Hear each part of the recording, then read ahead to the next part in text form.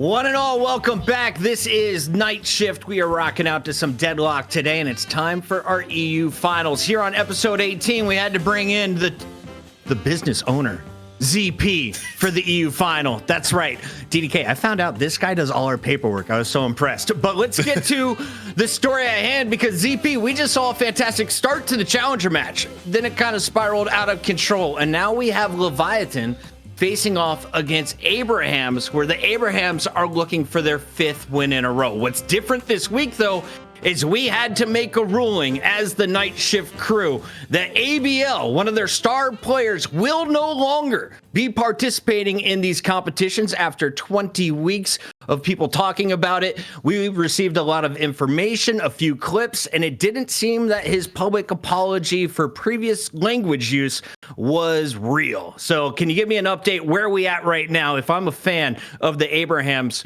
what's the team looking like?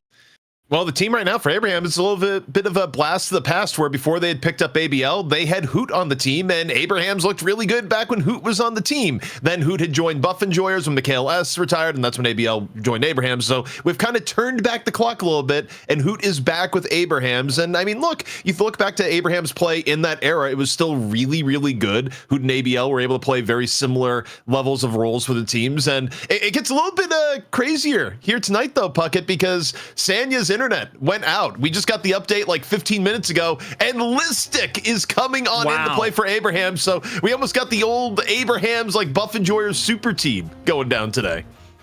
Thank you all for being here tonight. Night Shift officially does not support any racist or discriminatory remarks. Please keep them out of the chat as we focus in on our player. Sanya Sniper gone, Listic in. What does that mean, DDK? Listic's always one of my favorites to watch.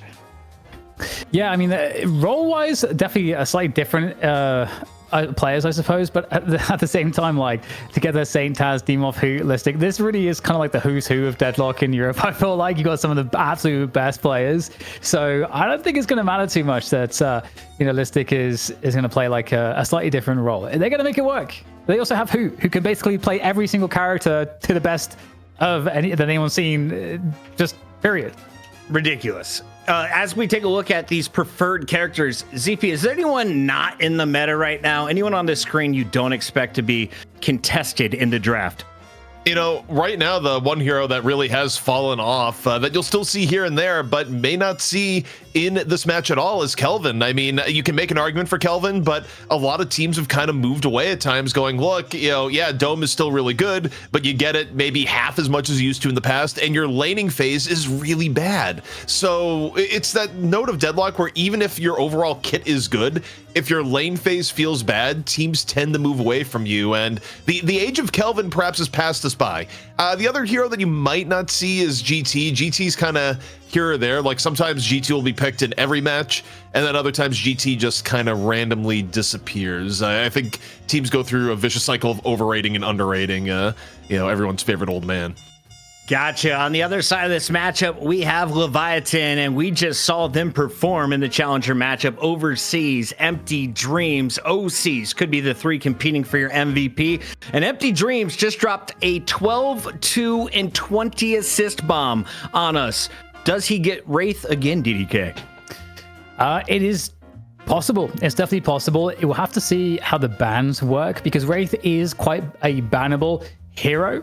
So that might happen. But then, if Mirage is left open, someone gets Mirage, and Mirage is kind of broken right now as well. So we'll see.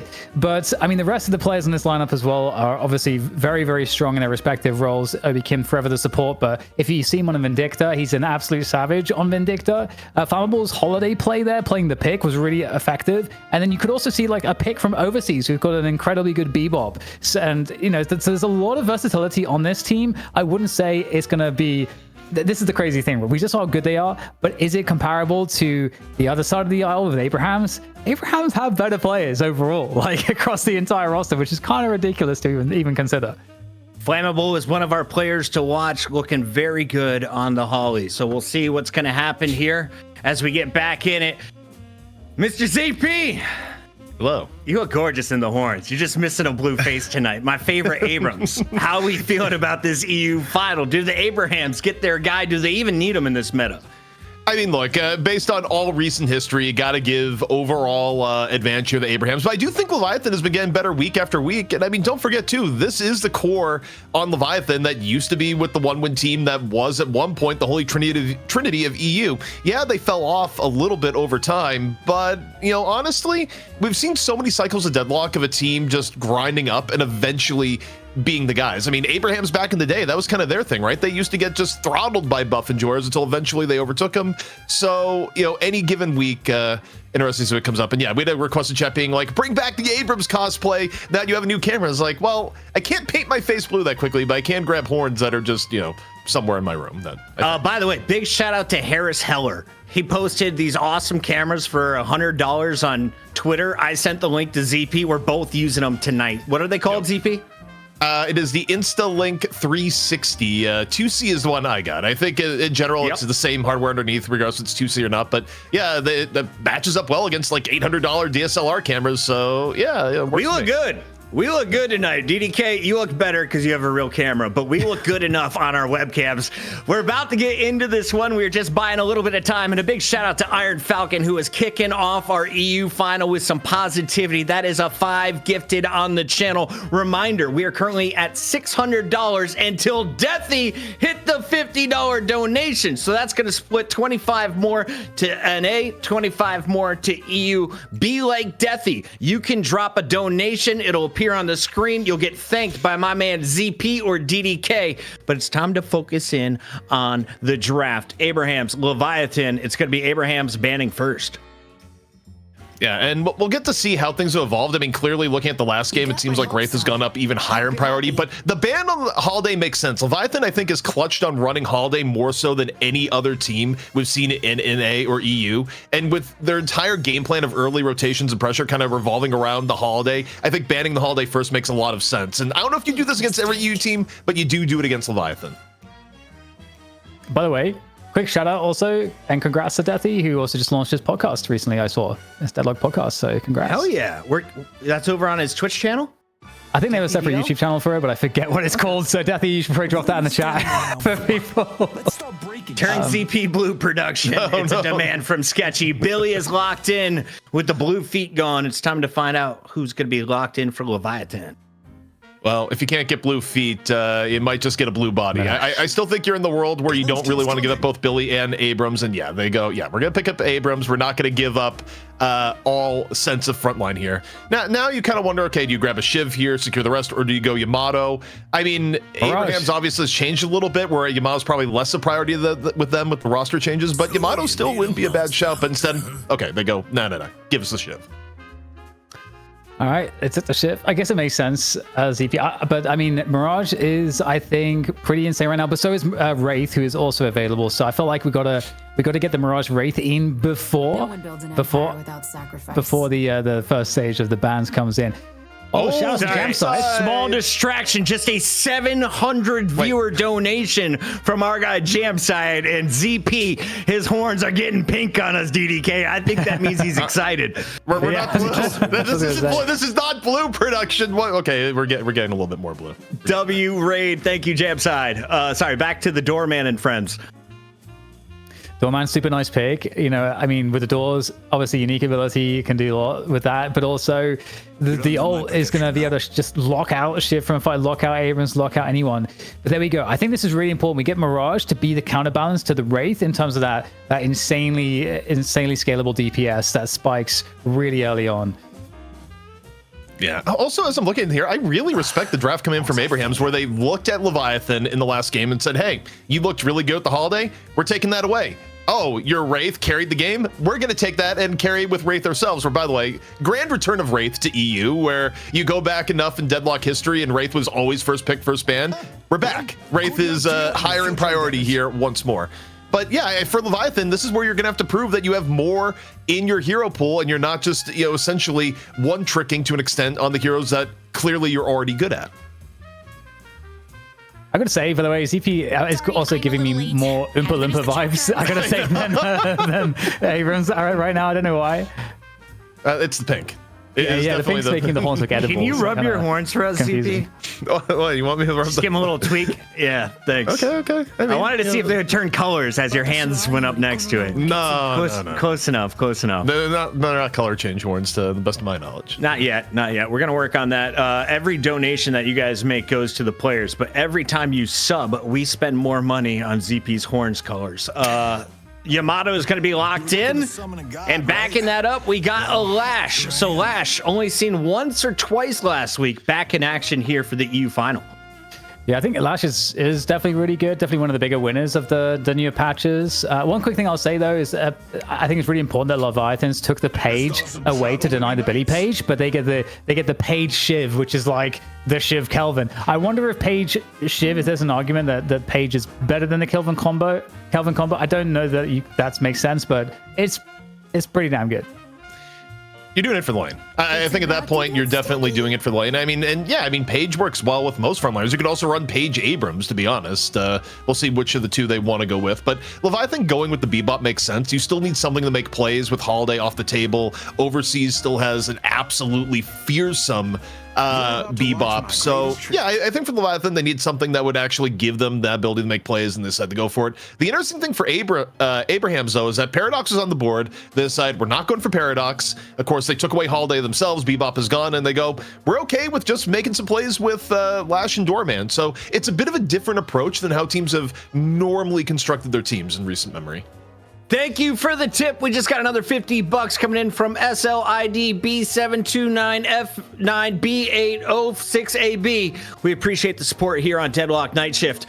Sinclair coming in. Viscous is getting sticky. We've got our two teams locked in. DDK, who had the better draft? Yeah, it's a great question. It's super interesting that there's no Paradox that gets picked, which is that a first? That no pick, no ban, nothing? Right. Taz is in the game and there's no Paradox? This makes no sense. Yeah, I mean, I think we've seen a few drafts in recent memory has been picked up, but even then, like, Paradox has been coming in at around like 5th or 6th. So the fact that Paradox doesn't get picked at all, and instead you go, no, we want the Lash. I think what you have to take from that is that because Paradox's kit is still really, really strong, it means that general nerfs to the level of like stats and damage she's bringing to the game have been so severe that people would still rather go with other options because the kit itself is still quite good. Just what you're getting outside of it, people aren't rating it as highly right now. I saw a great quote. We should turn ZP's current face into a special emote for those who have been here for 5 months or more. If you want the pink horns, slam a pregnant viper in the chat right now. We've got our EU final. It's the Abrahams taking on Leviathan, kicking off in just a moment. DDK, are we going to 3?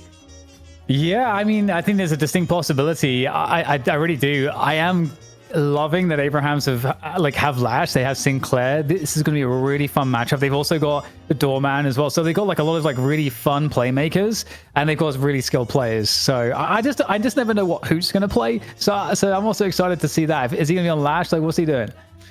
I would almost guess Doorman here. I mean, there's multiple different things you could put Hoot on, but Hoot did have a really good Doorman, and I think you want someone to play it here for Abrahams with the overall like comp they have. You're probably gonna have Together on the Yamato, right? Like that is the most likely hero. I mean, there's a world where they change up and like Hoot is on the Billy too, but I would love to see Hoot on Doorman, or on the same note, Abrahams. It could be Demoff on Doorman. No, it could be it could be Listic Billy, Demov, Doorman, and then there's so many different combinations with the depth that Sinclair.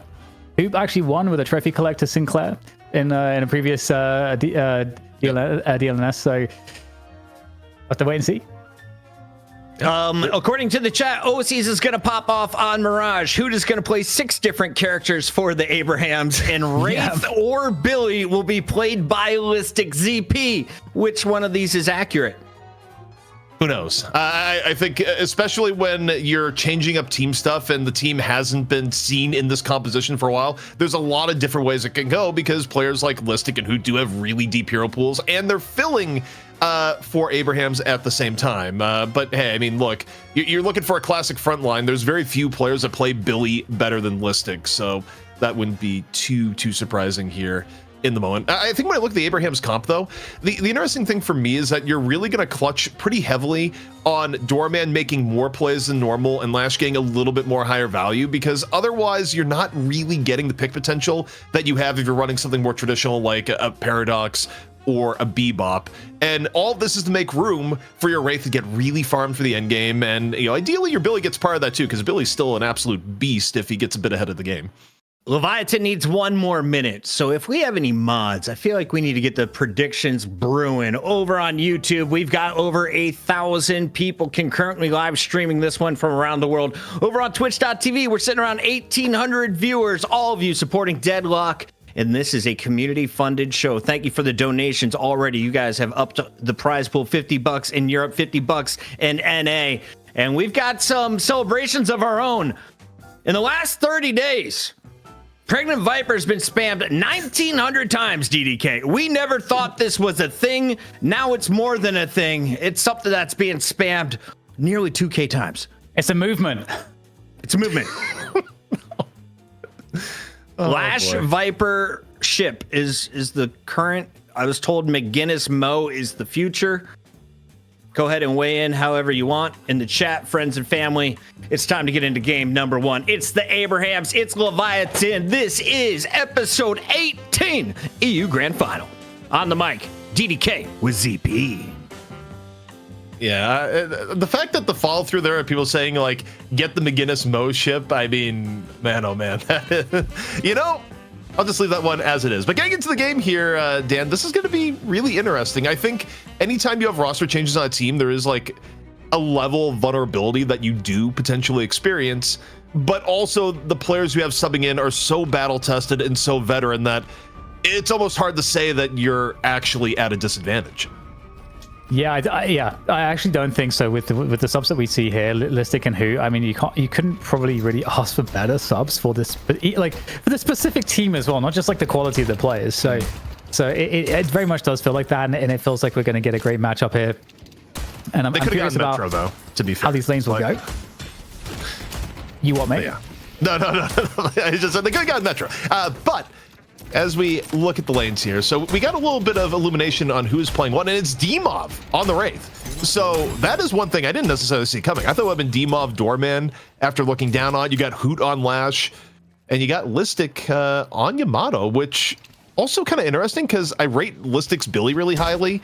Listic's Yamato, he doesn't always play as a greedy Yamato, so I don't think Listic has had the best performances in Yamato historically relative to some of the other players that play it, but you know, I guess we'll see. Yeah, I'm really excited for the Hoots anything, but Lash as well, just because like Lash actually is quite good right now in the current patch. Obviously, there's always the element of counter spell that can deal with his ult, but beyond that, Lash has I think benefited a lot from the power spikes, and obviously just in general, I think is seeing a lot more viability. And against a lineup like a Shiv, Abrams, the Viscous, like there's definitely some good front line that you can catch with some ults, I think, and some of the AoEs that Lash is going to be dishing out. So I'm liking it. We're wondering about the lanes, and you still got pretty decent support to the Shiv with the Viscous, but the person who gets the Page, it's Abrams. And I mean, I think in terms of power lanes, Page Abrams has been one of the stronger ones since the lane changes. So to me, I think it makes a good deal of sense that you would swap this in here on the right-hand side. Also, you know, not only a lane that has a lot of power, but a lane that you kind of need to win because you're up against the Wraith lane. If this lane goes way out of hand, then there's a real chance D-Mob just takes over the game, as not a lot of fear. Some of the pressure coming in. And it also makes sense because Shift doesn't have any lockdown, whereas Abrams does have the charge. So the charge can serve up or serve as a setup for the captivating read follow-up from Page to actually like lock down a hero and kill them. So there's actually more kill potential, like just straight up kill potential if you get close to the Abrams. So I guess it allows him to be more of a bully in pretty much every respect. So I totally see how it makes sense. So far, things relatively even as far as Guardians go.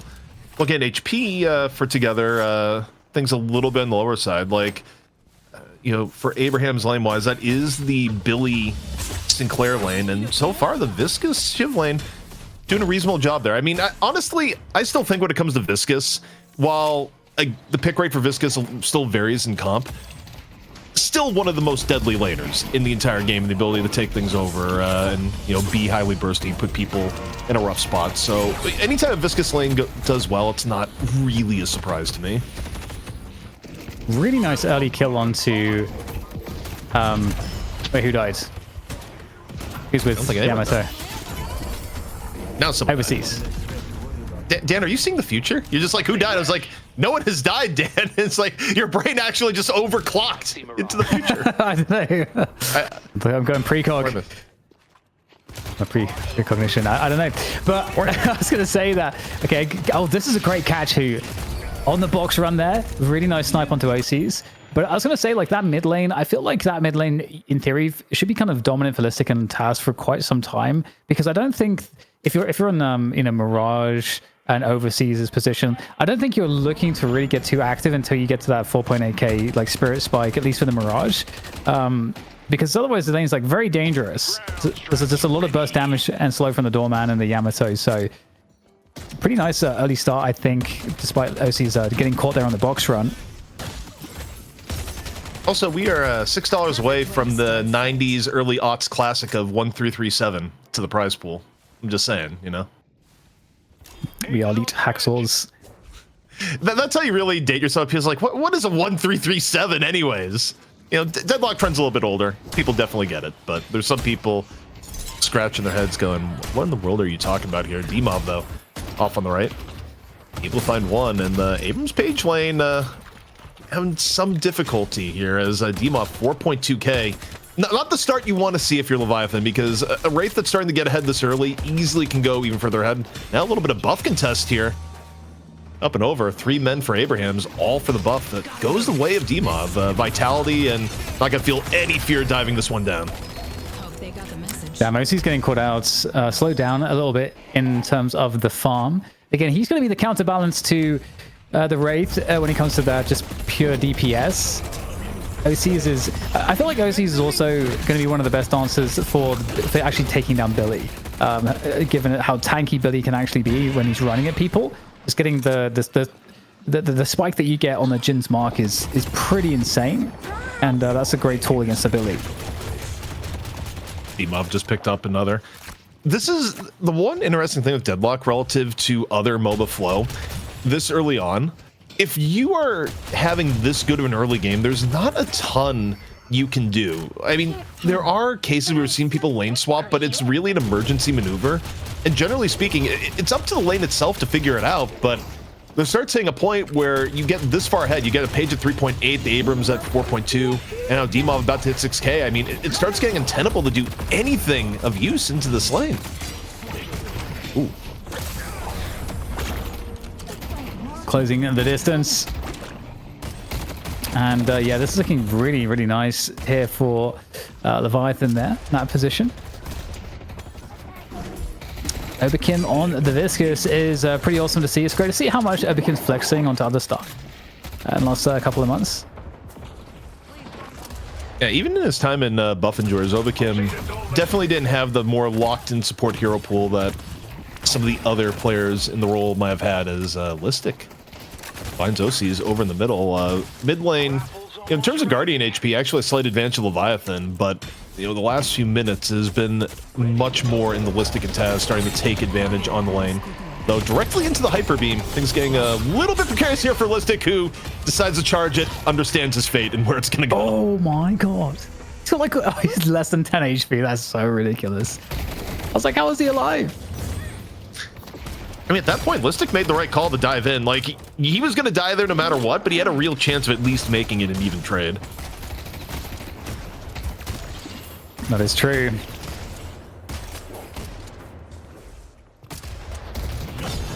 More skirmishing here on the left side. Oh my goodness, Overseas making an appearance after that heal session earlier. Trying to take control of the lane with Freemark here on this Shiv. And this is the point when you're starting to expect some of these Guardians to go down around this 8-minute mark. And the Sinners are spawning too. Oh my god, look at that. Wow. The parkour. Crazy stuff. I gotta say, that is some sick movement from Freemark. Yeah, also Sank got saved by 2 seconds from Killing Blow being back up. Still gonna have to retreat. as lane control goes, wait, still maybe dead. And look at there, yeah, it's dead, very dead. Look at the menu. I was like, wait, Saint, you gotta leave. He has killing blow. And Saint's just like, I don't care about killing blow. Well, maybe you should have in this instance, which is also part of Shiv's dominance in lane, is just effectively Shiv is taxing everyone 25% of their HP because, you know, he can just end you at that point. Totally, yeah. One of the reasons why Shiv is so powerful, and it's getting really off to a great start, I would say. The bounces from the Viscous, Overkim doing great job at the disruption, creating a difficult spot for Billy, but the shield comes in just in the nick of the time to keep him up. And with that said, though, the aggression might continue, although looking to end the situation. Sane there. If he's able to TP away with the assistant. The assistant change is really nice, actually. You can kind of TP back and forth. You won't be able to convince me that it is not actually overpowered and people just haven't adapted to it. I think Sinclair, you can make the argument at times for being one of the most slept on heroes, especially for what he does in the early game, but overall game state right now, Dan, is looking pretty good for Leviathan. Able to get the left and mid Guardians down, pushing pretty heavily. OCs has gotten a boatload of farm, almost on par with Demov, where, you know, if you're Mirage, that's where you want the farm to go nowadays. And in terms of map access, Leviathan has way more map access here at the moment. So it's Abrahams that, you know, have to hope to bring this back a little bit in 20 seconds when the next round of buffs and earn comes on down. Yeah, I don't disagree. You know, and a lot of it comes down to, you know, if Demov can keep pace on the Wraith, obviously, because that's always going to be something that can really turn these fights. They're just raw DPS, but as we see the buffs and the unspawning, it's a great find onto Empty Dream's going to force himself out of the fight with a seismic slam. So defensive play. He's looking to go grab the buff, though. I think that's a movement buff up there. Did get intercepted, I want to say, by the Wraith there with the TP. Really good work again from Demov. Listic, on the other hand, is going to fall. But the urn will be in the hands of Abrahams, who are looking now to stand on the cross for a turn-in. The Flog and the card is going to finish off that one. I gotta say, it's a little bit wild here to see Demov in more of the carry role. Demov generally is on heroes that tend to be a little bit more supportive, but putting Demov on Wraith, I mean, it is full hard carry mode, but you think about so many times that he's been the hero, it can work out. Chain Gang, though, in on the Obikin together, camping out, looking for a little piece of the goo, gonna get it. We'll see how much further this push goes here in on the left as, looks like, is that OCs that's rotated over the be a bit of impediment? It is, and no one wants to fight OCs right now, least of all Saint. I gotta say, the nerfs that we saw, I think the only like really big loser was probably Infernus. Obviously, he had the most difficult ones, but he's still really good because of some of the ways his abilities work. Also, I think the rest of the cast that got nerfed, like Billy, I don't think that those nerfs actually changed the priority too much in the current meta. And the body block! That was so good. Not only did you get the doorman, but you walk in front, eat the hook, which would have interrupted, and you door out. That is an absurd sequence enabled by Tass to get Abrahams right back into it soul-wise. 61k, things heating up a little bit more. In on the secret shop, knockdown here on the Gather. He's full HP, and yet, looking here, Empty Dreams doesn't care. Gets back up from Flammable, and it's a go. Gets parried, goes for the quick melee, and runs into all sorts of trouble. Captivating Reed, and he is getting hard punched right now by Abrams. This is a crime in the corner. Nice. That is exactly the synergy that makes Abrams Page so dangerous when they're working together. And we've got the chase down from Who. Very healthy. There's the ground strike to finish off Overkim. So that's good work there on the cleanup from Hoot. Not seeing a trophy collector anymore. It's like even Hoot has abandoned it after the most recent nerf it received. Yeah, the trophy collector nerfs are pretty severe. Also, kind of interesting. You don't really see as often, or you weren't seeing last week, but Who picks up Mystic Shot, but it's not an early Mystic Shot buy. Usually when you were getting Mystic Shot in the past, you'd grab it early for lane presence, but this was a Mystic Shot bought post-lane phase in from Hoot, who may be buying up one of the two. That's an 8 stack of Jin's Mark, and he just explodes, Dan. He just explodes, but the punishment does come in the OCs on the return. Have a beam over the top, though. Control some of the space here on this fight. And another catch coming on through onto Saints. So 70k to 71k, so still neck and neck on the overall souls. In terms of the objectives, So I have that right side tier 1 Guardian that is up in favor of Leviathan. That is being assaulted right now. That should go down pretty easily. There we go. Gets finished off. Abraham still like keeping themselves out here, looking to fight. Looking to deal with the defensive forces of the Leviathan squad. Before like falling back from that one. Might be a pick in mid. You got Overseas pretty deep. And he's going to be falling back. In the meantime, this left side Walker is under attack here. Is being fully sieged. This actually might just go down. 30% more health to take out. Are they going to be able to finish it off here? Here comes the reinforcements. Yeah, here comes Hoot. Straight off the zip line over and smash down on the OCs. Gets him before he can tornado away. And now maybe not. No, it's not enough to defend the Walker. So Hoot gets some key cleanup kills, but it comes at a cost towards the end. One interesting thing for me, though, when I look at the comp here, I definitely say Abrahams has the better scaling of the two teams. Like, yeah, you have a Shiv on the other side and you have a Mirage, but dealing against Yamato, Billy, Wraith, and some of the shenanigans Doorman does at the end, I do think Leviathan is under a little bit more pressure to end this earlier, and Abraham's keeping it even. Not too bad. They are falling behind in walkers, but I think from the comp both teams have, you'd expect that a little bit. All in all, pretty even here, even with Abraham's down to walker, I would say. Question. Do you think Deathy is loving the fact that Hoot is playing Lash right now? I think people overestimate that a little bit. Like, on one hand, I want to lean into the meme and be like, yeah, Deathy, ultimate Lash enjoyer. But Deathy himself would be the one who's like, no, dude, I just play a bit of Lash. Like, Deathy has never struck me as the Lash fanatic. Well, way to kill a narrative. Right? Like, I don't think he has, like, the Lash billboard. He has underwear. I know. I'm just... but then again, Deathy could destroy all this, like, on stream right now. Just show the Deathy boxer short says Abrams comes on in, forces up the shout transformation in out of Listic, and Listic eating damage from all ends. This is a very defensive shout transformation to just get out of there. Yeah, and this fight, both teams kind of trying to ensure that the positioning works out here. Hyper Beam obviously going to really make a mess of that one. We'll get the pull onto the Hyper Beam Thief. Insane there on the Sinclair.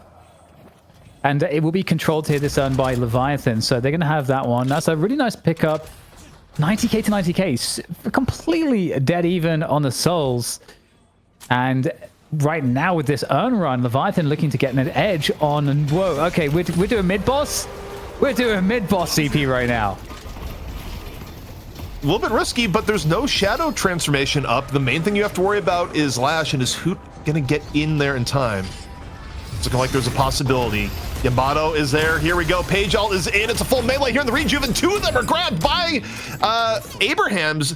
So they're able to do a good contest. Listic loses one charge immediately. Both charges gone. We'll see if Leviathan can hang on to their charge after this Doorman play from Taz. The rest of them try and get out. Now a little bit of isolation on the Overseas, who followed them through the door. Dan loses a charge and may lose his life here thereafter as he quickly tries to get away. Ends up with a stay into the Baroness Hotel. We'll see if the standard welcoming party is waiting for him. 1400 HP on the exit. And yeah, service is there, but may not be deadly service, as one tanky Bebop as Overseas doing his best to try and get away. Flying strike in from Listic will not be denied. Finds him at the end. What a crazy series of trades there. In the meantime, obviously the stolen Walker by Dimov is going to be really painful for Leviathan, who again, it felt like that wasn't a bad call there to go for the mid-boss at all. And with all the Regi crystals that are now gone, it does seem like Abrahams might be taking advantage of the overall game state. The overall lanes are slightly more pushed in favor of Leviathan, but here comes Hoot with another find off those ground strikes, doing insane amounts of damage. I got to say, he's having huge impact on the Lash. And I feel like, Dan, I feel like the observers are just catching every single moment that Hoot does his best Mario impression on the OCs. I think that's maybe the third time on camera I've seen OCs just lose almost all of his HP to a ground strike. And yeah, I mean, shout out observers for catching the moments. How much has OCs died, actually? Because he's doing all right on the farm, but I know that he's gone wrecked quite a few times. Yeah, 7 deaths. I wouldn't be surprised if that is, of course... Well, obviously, we saw him get caught early because he was going for the box runs. But who was the one that was looking for that? It feels like who has been the architect of OC's demise. And it's funny because OC's is 4 and 7, but still, like, his farm is basically just out on average. A bit like... Yeah. And also, of those 7 deaths that OCs has had, I would guess like 3, if not 4 of them have come from who. Like, you look to the other side, it's like, who did 6 kills? Who's he actually been killing here? Also, in terms of item trends, things that have not changed over time despite balance changes and it actually getting nerfed, everyone loves Cultist. Everyone. Like, actually, literally everyone on Abraham's has bought Cultist here, Dan. And then it's only for Leviathan that you get Overseas and Flammable not joining the cult. Yeah. The cult is one. Like, everyone is drinking the Kool-Aid. The stats on it are still so good, even after the changes. I think the stats are really helpful for pretty much everybody. And especially now that the creeps, the jungle is harder to deal with, it's just very efficient. It's just really efficient to be able to grab a bunch of extra souls as you're going past those tier 3 camps. So it makes sense. It makes sense that we're seeing it. And also another thing, ZP, is it's a pretty good way for someone that's itemizing, not necessarily hard into gun, to be able to get like a pretty nice chunk of that gun investment. Yeah, I mean, it's 3,200. You only have to get a 1,600 item to get your full gun buff if you're looking to spread out your stats for efficiency. And Cultist is something that gives you a discount. It pays for itself. So right now, it's still in the category of everyone loves it. And I mean, part of it too, you mentioned the ability to just walk by a camp and take something. When you're invading the enemy jungle, it's also pretty easy to walk forward and be like, oh, your tier 3 is up. I'm just going to gobble up one of your tier 3 creeps. And the ability to use it to, near risk-free steal parts of the enemy jungle is really, really strong. That's a great point. This is useful for burglary. Well, I mean, it's a cult. It's not ethical, you're gonna do a little bit of stealing. I mean, show me your ethical cult, is what I'll say. Yeah, I guess that's the antithesis of moral action. As we look into it here, Dan, 116k, 114k, Leviathan ever so slightly behind as far as overall soul count. And the walker situation has also been evened up, where Leviathan ends up giving up their right walker, Abraham's is giving up their left walker. Realistically, we're in a spot here where a big team fight, especially one that takes place in middle, could lead to mid-boss when it's back up. But we've entered into a period of stability here where neither team is really taking too much of risk and, just housekeeping on your own jungle. Yeah, and this is, I think, the part of the game that for a lot of people, they're like, okay, this is where we would want another objective.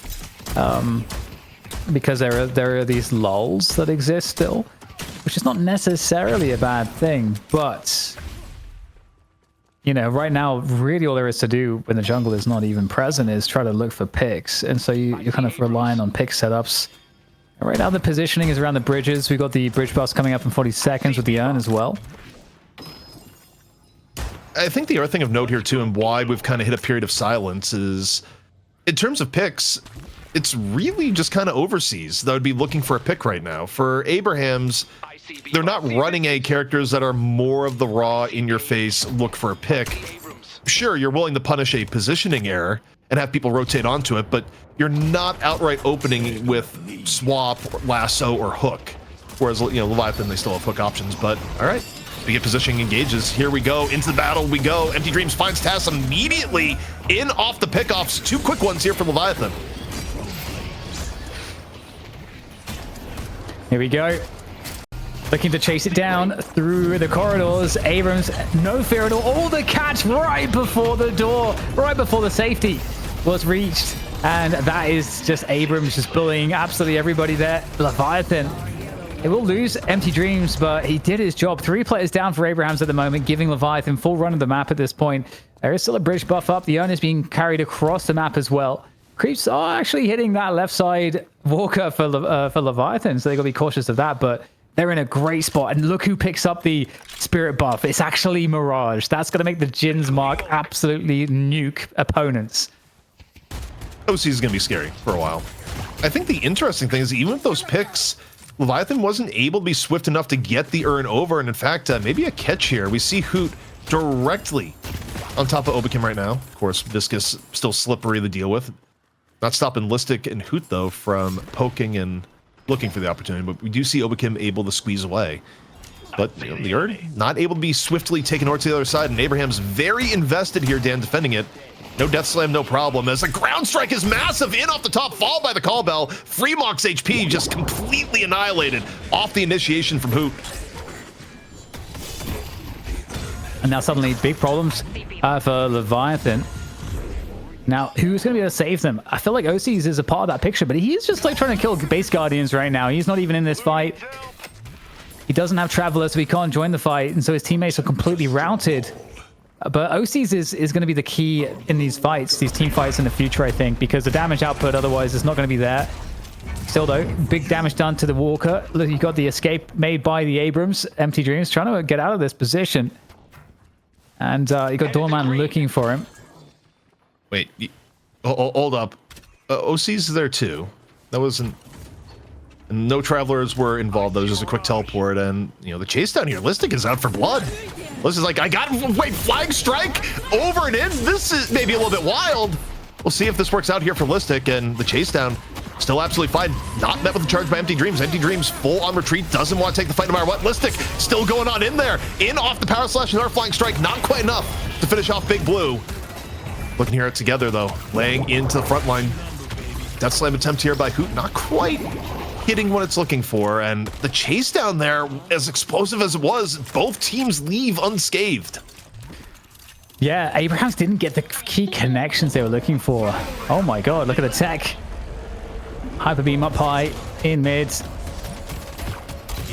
And oh wow, that is the power.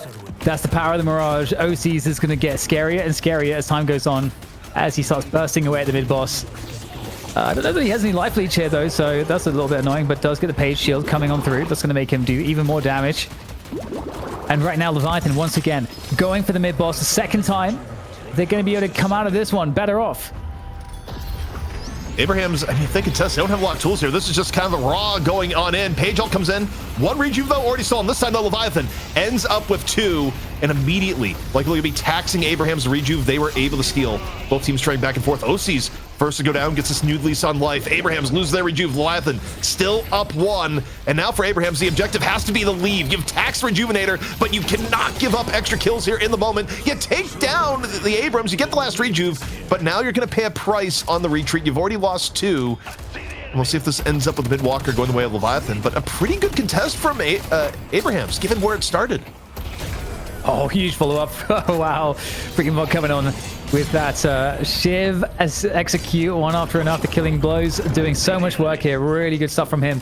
And of course, a bit of assistance from Empty Dreams on the Abrams, coming out of the hotel guest, as a hotel guest, into a massive anvil. Never too fun, but the pursuit continues. Look at the movement here coming in from Freemark here, looking to hunt these players down. You might just get another one. Killing blow is online. Can't get the doorman low enough though.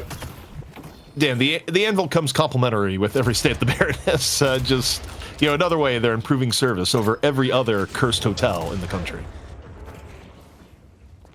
I respect it. I respect it. As I look at it here, yeah, Abraham's fell behind on kills, but the net effect of that contest is that instead of Leviathan getting able to push with 3 rejuves and basically guaranteeing a free fight, they just get the kills and then they lose all the rejuves in the process.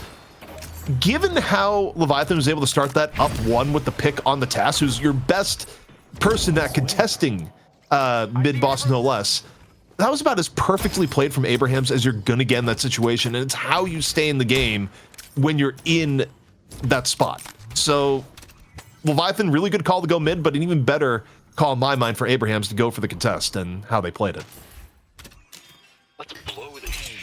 It's kind of insane that the score in terms of souls is even right now.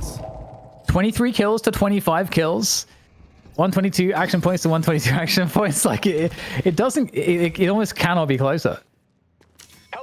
No, and I think for Abraham's, again, I think they're the team that probably wants us to go longer a little bit more. It's a soft edge, though. It's not a dramatically defined edge between the two. Obviously, you look at farm targets, you got a really, really farmed OCs into a really farmed DMOV, and you can argue between the two. I think it's a slight edge to the Wraith, but it's not dramatic of the two.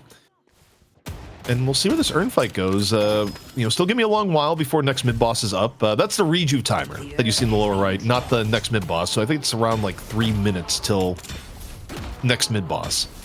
So this is a time where you can take a fight and not have dramatic consequences. The one thing that hurts Abraham's a little bit, though, that they did eat his attacks for the last fight, is that they also lost mid-walkers. So, Leviathan has a little bit more room to chase down if things get a little bit frisky.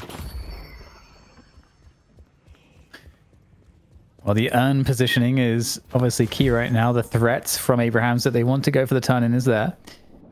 They actually have the better side of the map to get the turn-in. You get all that high ground where you can kind of like drop in on top of the urn as opposed to the more concealed ground on the other side. But forcing out the shadow form, that's nice. That's a really well played move there from Empty Dreams on the Abrams. And now back at it again, Freemog. Okay, escape through the door. Got to escape from Freemog. He's extremely annoying on this ship. You're happy with that. You get Shadow Transformation out for a while, and now if you can force another fight, it's pretty good because Listic isn't going to be the same level of threat. Abraham's still in control of the urn, and I feel like if you're Leviathan here, I don't know if you love the idea of giving up urn, the way you're positioned on the map. Like, the issue that you have here is that you can't turn this into a trade right now, Dan, because the lane is so pushed up on the right that you can't ignore urn turn in if you're Leviathan, and then take a walker. It's not going to happen at the lane positioning here. So, that part is good for Abraham's, but also Abraham's, they just dropped the urn. They're not actually interested in turning this into a turn-in just yet. As he's just hit 40k souls, so just finally taking a lead on Demov's Wraith. All right, the door follow-up. Yep. That's some focus fire. Oberkim is gone. And here comes the follow-up push from Abraham's, looking to chase down the rest of the Leviathan. They've got to fall off of this one. Well, this is going on, by the way. You don't have your main frontline character in Fremont there. Fremont's off playing with the urn as the rest of Abraham's is just running down Leviathan post pick-off on the Obikim. You get OCs, which is the best pick you can get thereafter. But it goes to show here, Dan, how formidable the walkers are at the moment, that even with the 2 pickoffs, you don't see Abraham's deciding, all right, guys, go mid. Like, just push mid. It is still a risky endeavor. And if you're going to give up picks like this for Leviathan, that was the time to do so. Because mid-boss isn't up for another 25 seconds. You're not able to convert this into a direct mid-boss take. I mean, I guess if Abraham's is feeling frisky, there's a small window where OCs isn't up, and they are pooling around middle here, Dan. Are they just going for the straight mid-boss take on respawn? It's a possibility. Yeah, I don't think that it's a bad move either from them. I mean, we'll see how it pans out. Abraham's do have Shadow Transformation, so that's always really good to have. They've got the door setups as well. This is the other thing too. If you can get your doorman set up well, it's always going to be a benefit. You got Traveler. They have Traveler in 2 seconds here.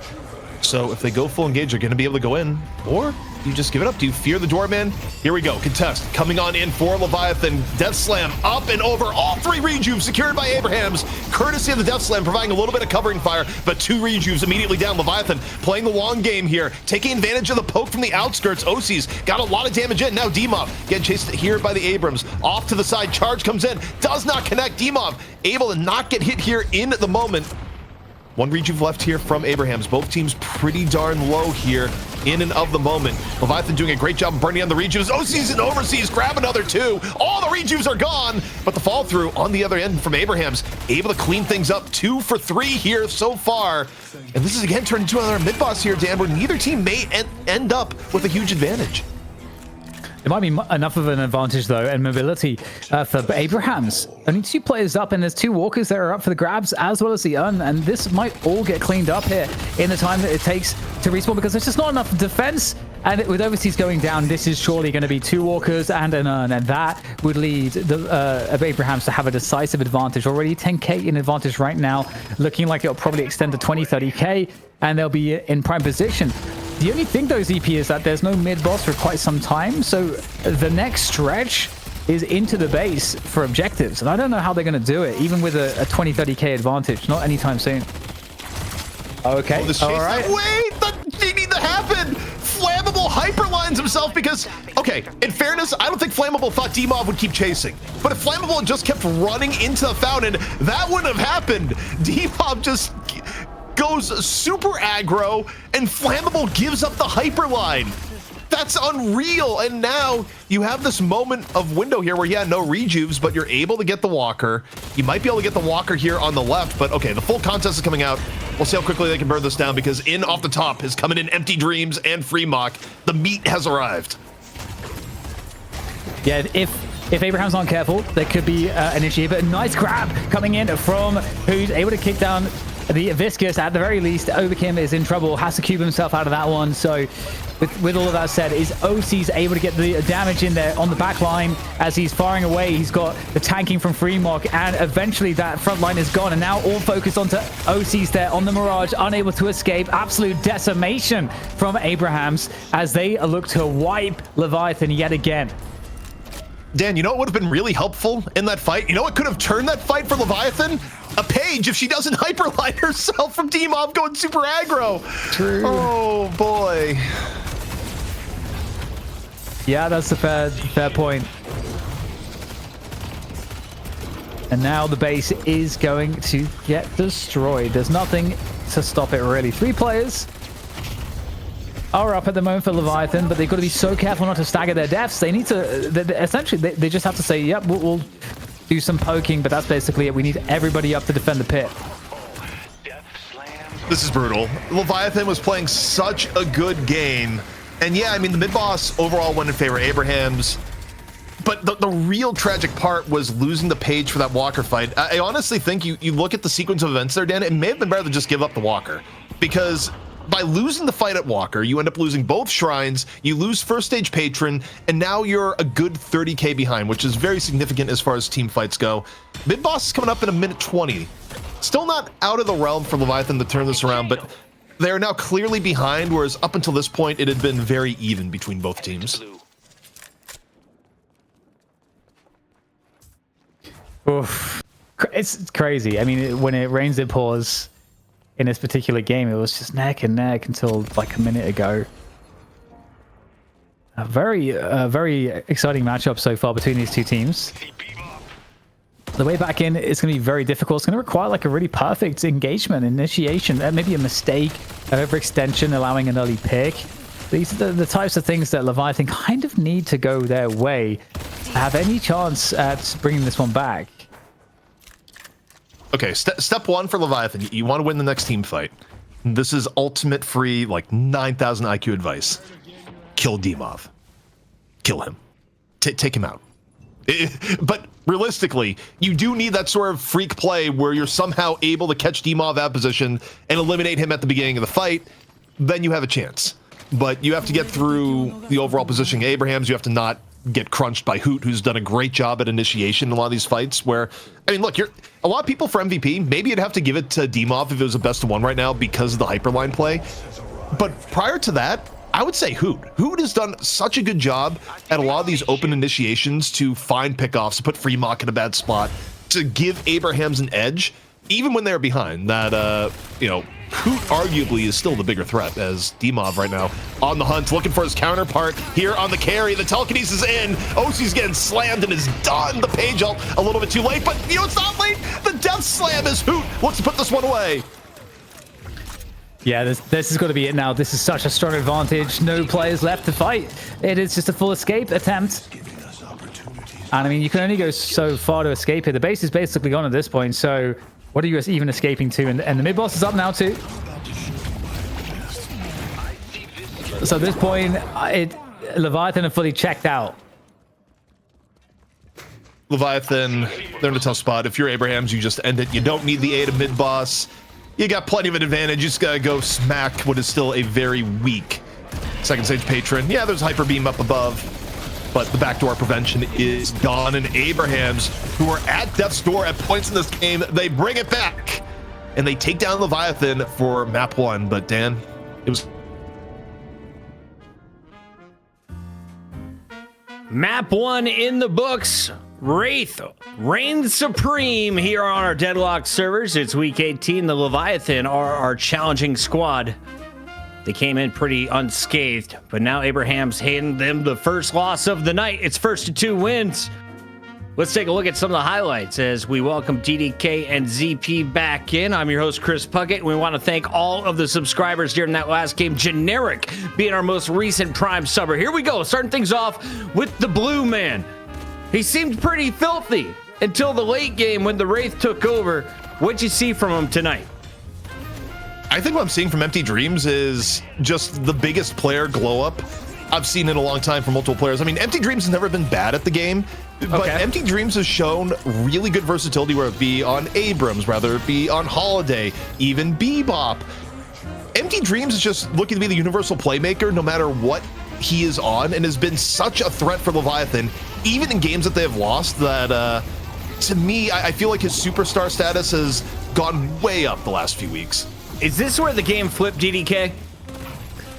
The mid-boss, yeah, I kind of felt like that second mid-boss, definitely. I mean, both teams, really trying to contest it, and Leviathan were the ones that like really trying to initiate some of those, and Abraham's coming away with like better timings. I think it was the case that Leviathan just like couldn't get there in time to really have the proper contest, and so they couldn't stop the Rejuve crystals going out of their hand. And although we had some like good favorable praise on the Rejuve crystals, ultimately Leviathan couldn't get it done. Is there anything better than a blue ZP? I don't think so. Fantastic win from Abrahams. It was tied up at 183K each. So bit of a swing after that final mid-boss. And then, of course, sealing the deal was the Wraith. I assume our front runner for MVP is Dimov right now, ZP, right? Yeah, and I mean, frankly, if you're talking about players in EU, when you look at players that continually get their teams out of trouble, when you look at what Dimov has meant to this Abrahams team, I think you can make a strong argument that Dimov may just be the best player in EU, possibly the world overall in terms of mechanics and playmaking potential. Yeah, there's other elements of play. Be like, are you always making the smartest decisions? Well, in Dimov's hands, it feels like he's always doing the right thing just because he's able to make plays out of nothing. I mean, in this game alone, forget just being farmed on the Wraith, having the game sense to be like, no, this guy's gonna hyperline. He's gonna make the dumb decision if I just keep going in, and it actually pays off and turns into be the game-winning play. Dimov does this on the regular. His consistency is unreal. The man can play everything, and he does it at such a high level. Ridiculous performance. We do have to talk about the newbies here on the squad. We got Hoot, who's actually an OG, but Listic is filling in due to a last-minute internet issue for Side. So let's talk through this one. DDK, how do we score the performance in game one? Oh, yeah. I mean, they both played really well. I think Hoot was a bit more standout, I think, in terms of the chase downs and just the interceptions. Just having the presence of mind as well to understand what his job was, to keep OCs down. We saw a lot of targeting, very targeted attacks on OCs. He was very early on, as we pointed out, trying to run those boxes with the intercept. The ground strikes looked really, really good. I think you can see how Lash can be really strong right now in the damage output with the way that the investment spikes work. So overall, I think Hoot really displayed that Lash is really good. I don't think the Death Slams had all that much impact, but to be honest, I think it's kind of hard with Counterspell in the game anyway to ever really expect that. Okay, we'll see what we do in the next draft. ZP, if you were coaching Leviathan and you wanted to see a game 3, what's the biggest advice you got for him?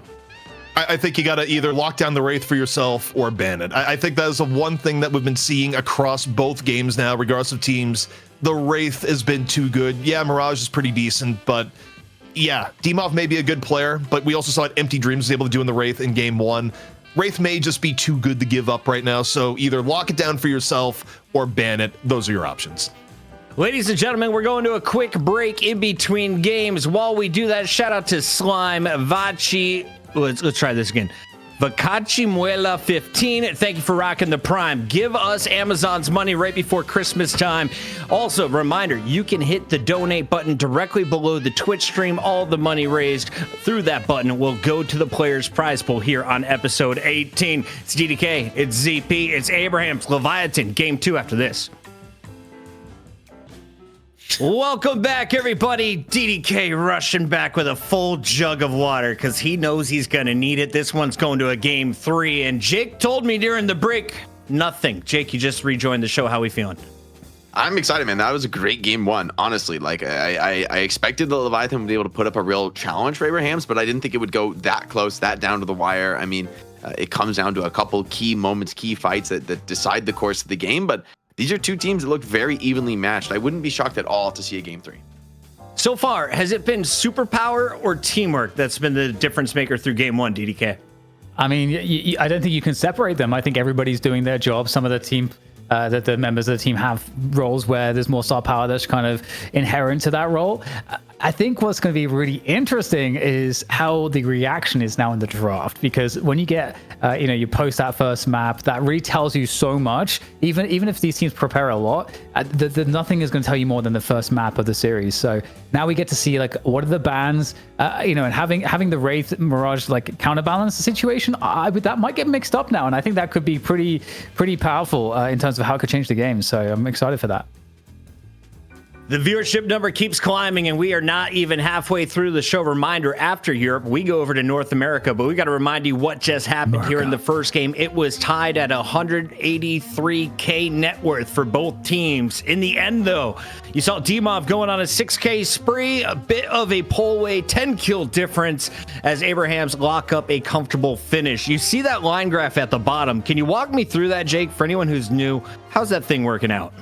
I mean, the game is basically a dead heat, completely even, and the advantage is actually being traded back and forth for almost 30 minutes into the game until Abrahams finally take a lead, which is actually pretty long by Deadlock standards right now. These days, usually a team will have pretty decisive lead by 15, 20 minutes and start to snowball from there. And for the fact that Leviathan were able to even keep up in the lanes against Abrahams is something that not many teams have been able to achieve. Taking a look now at some of the stats too, I mean, Dimov has pretty rarely been on like these hard carry roles where he's getting a ton of farm. He's usually played like a little bit more of the high tempo, early game snowballing fighting heroes. But he looked amazing on the Wraith, great risk management, and kept his deaths down to 2, which is crucial when you're on this heavy carry role. I noticed the player damage. Hoot led the lobby with 45K. Is that something we expect to see from a Lash, or is that just Hoot being hootish? Honestly, that's pretty crazy from Lash, right? It's because, I mean, he builds a lot of damage, but he still has like Curse. He still has some defensive tools. So he's not like going for just the raw gun carry by any stretch of the imagination. He really is playing for the team fights. He's just happening to have an amazing game on the Lash. And I think that's more a testament to Hoot's individual prowess as a player than the role. I mean, Lash is not a character we typically see go top damage in competitive play. We're wondering, what else does Dimov have in his character arsenal? Same can be said for Hoot, and we're about to find out. Draft number 2 is coming our way. Leviathan should have the advantage here. It'll be the Abrahams banning first, and we'll see what they want to remove from the game. Do both teams let Wraith out the opening round here, DDK? It's interesting. I feel like it's definitely a move. It's definitely a move. Let's see what Abrahams decide to do first. Okay, so they're going to get rid of the Wraith. So... Leviathan, what do they ban? There's a lot that you could ban here. You could ban Billy, you could ban Shiv, you could potentially ban the Abrams. There's a lot of like top bans. What do you think, Jeff? I would just take away Together Shiv. That's just my personal feeling about how good Shiv is. But instead, they choose to take out Mirage, which has some sense behind it in my mind because, right, like now, okay, Wraith and Mirage, the two top carries of the patch, neither of them is available. So Abrahams, you get the first pick. But, whatever you take, there's going to be some responses. I kind of like the Shiv opener for Abrahams. Makes the Billy feel less potent. But Abrahams actually going to prio the Billy over the Shiv. Out of the gate? Yeah, for me, I kind of like Shiv versus Billy in this matchup. And now Leviathan get Shiv +1. So I think overall, I kind of liked how the draft has started here for Leviathan. Maybe they want to go for like the Shiv Viscous. I think that's a really potent lane. It's a great combo throughout the game because, of course, Shiv's bloodletting still ticks down while you're in the cube. And so you just never take some of that deferred damage. Is Shiv Kelvin totally dead now? I mean, people aren't. I mean, Kelvin was uncontested last draft, or did it get banned? It's just not touched, I think. Wow. I mean, so maybe the Kelvinist is. I think Shiv is just still a monster, and there's just other tools to enable him. They go with the Abrams rather, for Leviathan against Abrahams. So they're trying to be able to match the Billy front line. And honestly, I kind of agree. Like, Abrams plus Shiv can do it. Like, these two heroes, it's going to be hard for Billy to get in there and not get, like, pulled way too deep. But now Abraham's doubled down, so neither team wants to give the other the advantage here in the front line. Seems like a super high prio here at the start of the draft. Yeah, definitely makes sense. I think Abrams is really crazy in this patch too. So, that's one thing that it's like easy to overlook sometimes is that, Billy's crazy in this meta, but at the same time, my God, Abrams actually got a lot better too with some of the changes. So Paige and Billy is secured. And that was like one of the questions I had I think that's going to be really beneficial for Abrahams. We're going to see how that lane matchup is going to work. And Vindicta, nice. We're going to see Vindicta get some play. That's really cool. Seeing the Oberkin Vindicta is always a pleasure, honestly. And I think he plays the role really, really well. And then you get the Vindicta Abrams combo, which is really fun. I wonder now where we go in the bans. They take away the pocket, which I like. All right, you're going to run a lot of frontliners. You're a little bit low on characters that really get on top of pocket. You have like better catch and damage for a little bit less mobile heroes so far in the Leviathan draft. And so taking out pocket is just that like X factor threat that you don't want to give into a player like Hoot, right? Who can just take the game over. Kelvin Man comes in, so still a little bit of respect here. As what is going on in the third phase? Is that like Wraith twerking? What was going on? Yeah, I know. I am honored to serve at your Okay, pleasure. Doorman coming on through for Leviathan. That's a really nice steal. I feel like Doorman is, if Doorman was like a top 2 pick, I wouldn't bat an eye at that. I think he's really, really good. I think, like you said, Jake, you get the emphasis on the front line, but the Doorman ult is like so powerful in these plays. Bebop coming on through is nice. That's your pick for Abrahams, and obviously this Taz on Bebop is pretty insane. So great pickup. And does that leave a holiday for Leviathan? Is that what we're going to see? Yeah, I wouldn't mind seeing the flammable holiday. Abrahams triples down though. It's so much frontline. Every character they have right now is either frontline or like catch and support, right? Like they don't even have a traditional carry. And honestly, based on the way the draft is going, I don't think Abrahams are going to finish with a traditional carry. I think they're just going to let Geist maybe be the carry and go for more catch. Leviathan go with the Ivy. So going back to the well for, I think, the hard carry role here in a character that really hasn't seen play in that spot for quite some time. Still some faith, though, that Ivy can carry the day. And in theory, I like it. I mean, Ivy has great mobility, great escapes, and Abrahams might struggle to catch her. But oh my God, that's a Viper Interesting pick here live in the night shift. I'm really interested. Who knows what they're going to play on this Viper in terms of Chat, you know what to spam. We could see an Infernus coming out here to finish this one off. I think that could make quite a bit of sense. He's still pretty good, but actually the holiday gets stolen away. So you're right. You're totally right, Jake. There's more catch. Honestly. I mean, this is an Abraham's tempo draft. Like, this is a way they've been willing to play that not many other teams have. I'm curious to see a couple things about how the builds end up going. Does Holiday end up building towards that gun scaling? Haven't really seen that since it got nerfed. Same for characters like Bebop. I think the Spirit Bebop looks insane. Like jumping up into the skybox and lasering people seems like a very potent way to play Bebop right now. Like team fighting with a laser in the sky is a lot of damage, and there's not much you can do about it. And so I'm kind of a big fan of this Abrahams draft. I think it's very fast. I think Leviathan have been pushed into a weird place to make their draft work, right? They have Viper Ivy as their last two. Kind of skeptical for these two. I mean, theoretically, they have a lot of damage to carry, but can you actually play properly on especially Viper? I mean, do you not just get tempoed out? Maybe the bullet shot is going to give that team fight value, but we just really haven't seen Viper work, frankly, at this level of play. Are we able to donate specifically to a team, like not the overall prize pool? I'm asking Jake here because he's our CFO. Like, is there a way for Viper pregnancy enjoyers to maybe just give the Viper support player money? Anyone that plays her? Because I feel like if you're brave enough to do it on Deadlock night shift, you deserve a tip, right, DDK? We should do some kind of hero bounties, get people to play like McGinnis and Viper for a couple subs here and there. But I think you're gonna have to see who pulls out the Viper and show them your love direct on the socials, direct on their Twitch channel. It's true. Or you could just give us money and it'll percolate down to the Viper. It'll trickle down eventually. Trickle down donations, guys. That's how it's all reliable. It's math. It's science.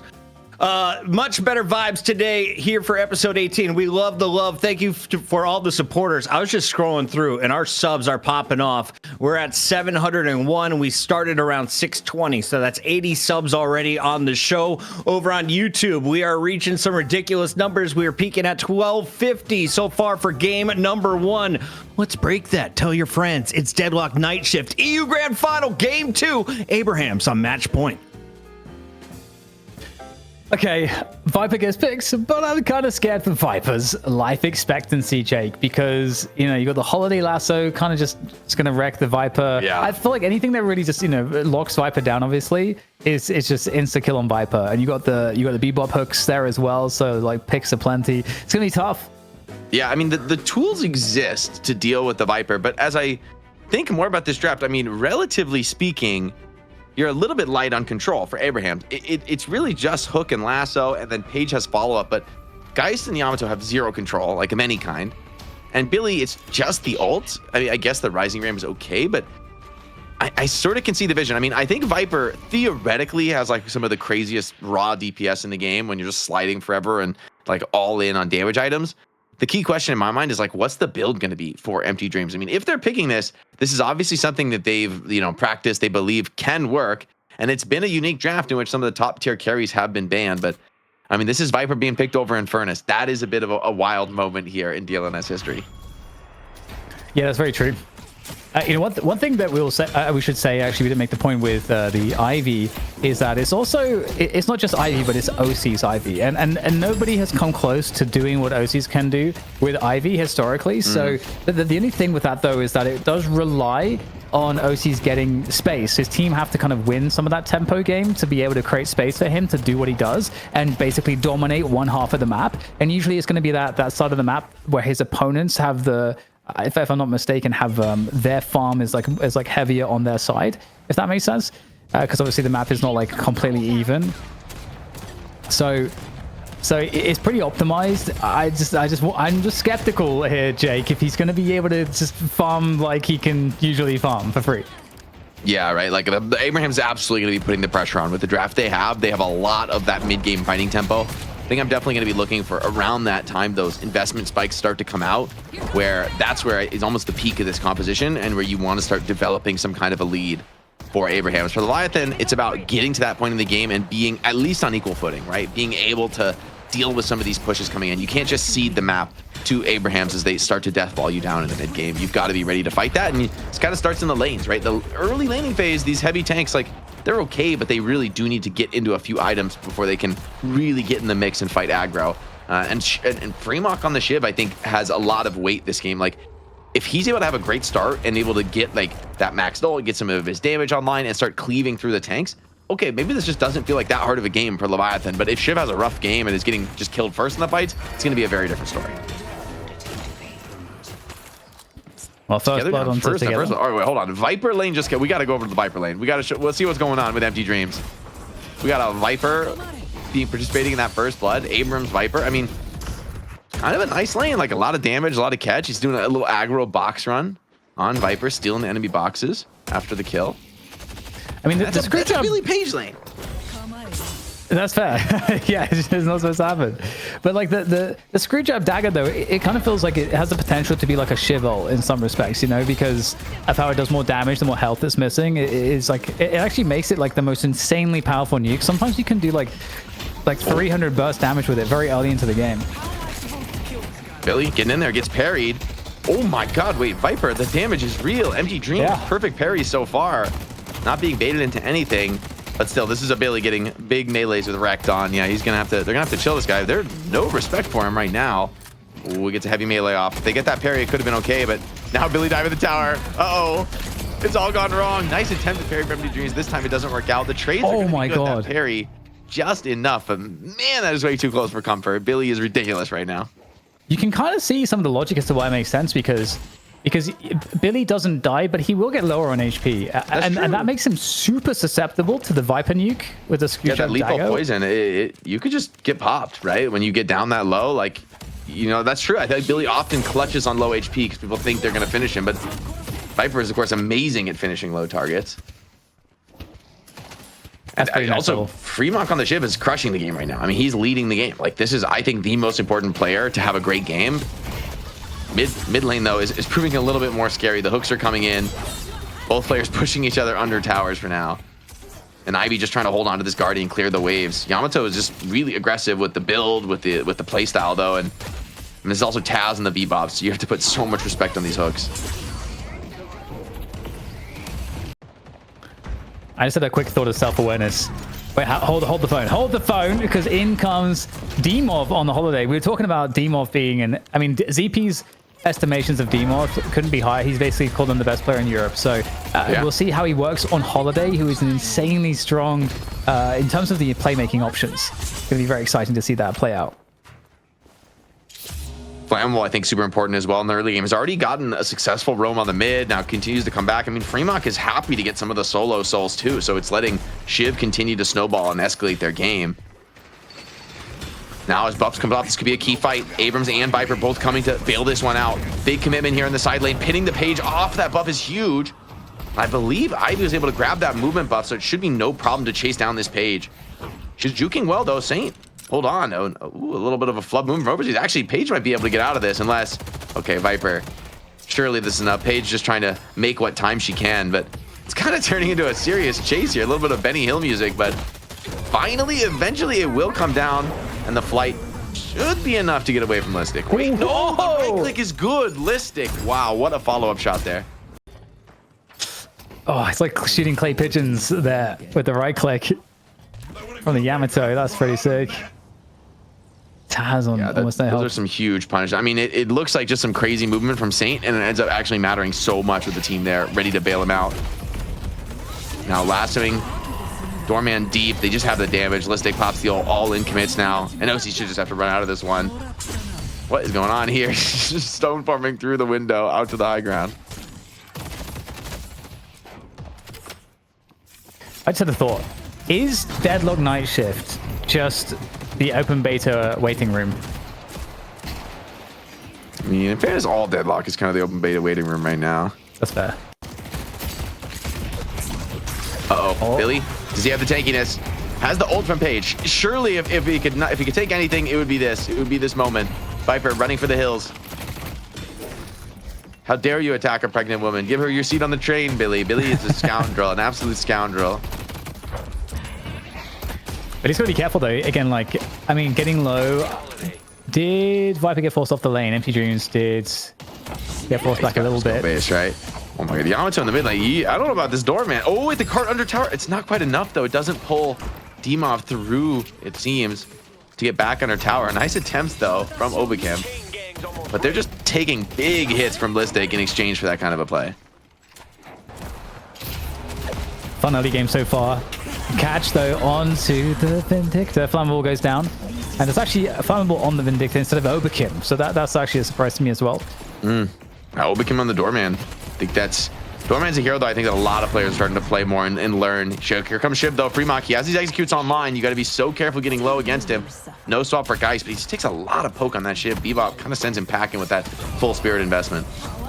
And the mid lane is just turning into an absolute bloodbath now. There's kills back to back to back. Listic is starting to kind of heat up in this game, which is not exactly what you want, right? Yamato is definitely the hero to take an early game lead and really get active, really start to snowball into other lanes. But before they can even get here to this rotation, it might just be a double kill in the side lane. Saint, though, deja vu. He's going to live a little bit longer into this. There's rotations coming in. Viper now sees unwelcome visitors in the lane and just trying to play her way out of this one. She's got the moves to do so. Wow, just goes all in on the Page. Hold on, maybe Page doesn't have much left. Gets the heavy melee in, too. The lethal poison is good. But still, 2 kills for the mid lane rotation. Still value, I think, for Abrahams in the early game. Yeah, I agree too. And given the fact that, like you say, Listic is so far ahead, he's almost, I think he's about to pick up his Torment Pulse, I would imagine. He's almost at 3,200. He's going to be getting those spikes soon, and his ganks are going to get very dangerous. Taz down in the side lane. Fremont full HP. Has that heal bane as well, right? So if he's able to start snowballing some kills, he's going to absolutely heal up through it all. Tons of melees here coming up from the Billy, but OC's just going to walk this one off to the Walker. Take that harassment. That's all he can really do. But together is a bit of a lane bully now. I mean, it's hard to stay in lane against him. Holiday shows up. Holiday's big spirit power as well. A lot of nuke threat from this hero. But with rapid recharge on CD, there's not so much you can do in the fight. Yeah, fight for the Sinners. The bridge buffs coming up soon as well. And both these side guardians, or all 4 side guardians, are actually up still, which makes it really interesting by the time the urn comes around. Oh, he slipped away. He's going to take full hit here, but the follow-up's not there. I mean, the rest of his team is actually bailing him out, killing Obikim while he's in the hotel. Yes, guardian's going down. Abrams is thinking about doing something here, but maybe kind of bait some kind of a dive. Here comes the lasso. Oh, insane max range lasso there. The bomb is good. Incredible follow-up now on Empty Dreams. Just a couple pixels of HP. What a catch from D-Mob. I mean, talked about him making a case for himself as MVP, and that's a solid statement of a kill, man. I just don't think Empty Dreams have any thought that he could be caught in that situation. I could just hear ZP in the distance going, see? On that one. See? There we go. Crazy premonition. Okay, Side Guardian does go down, so I mean, the load on Fremux and Flammable Shoulders is going to get quite heavy right now. I mean, I think OC's probably still has a lot of farming left to do before he's really ready to participate too much in this game. I think a lot comes down to Vindicta and Shiv. How can they tempo this mid game?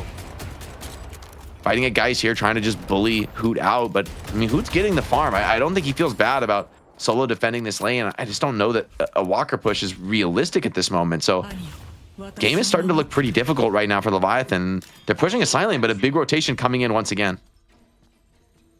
Yeah, in the meantime, the Un's going to be delivered on the right side, or that's the attempt at least. It's a couple players are going to be there to defend it. And Nick 10 shift to defend the right side. And Viper just has to get out. I mean, all gun damage, right? Or rather, all spear damage in the early game. OC though is going to take an opportunity to get an easy kill on this mid lane Guardian. Has the slides to get out, has the mobility. Rapid recharge. I mean, he's all in on farming with his Ivy. Has a pretty incredible build for tempoing out the early game. But not so much escape, not so much tankiness. And yeah, Billy gets on top of you. And you're kind of donating a bag there. Abraham's, this early game draft is working out pretty much exactly as they would have planned it. Fremont should be dead to rights here on just a sliver of HP on this ship. Surely he can't get out of this, yeah. For a second, I believed. Choose to believe, and now an Urn turn in as well. And this game's starting to look like a little bit more out of hand for Leviathan. They're in the comeback spot now. Lasso attempted pulling Abrams in. Page should get this Urn drop for free, yeah, relatively. And the fight is not realistically there here for Leviathan. They need to back out of this one. Then the Baroness, but the lockdown comes in. Cart goes wide, Obacam. Flammo already down. Doorman maybe soon to follow. And I mean, this is Urn and kill, so a really dominant showing on the side of the map that Shiv was dominating with Elba Vindicta for quite a long time now. It's forgotten, man. This Guardian is done. So there you go. All the Guardians now cleaned up at the 12-minute mark.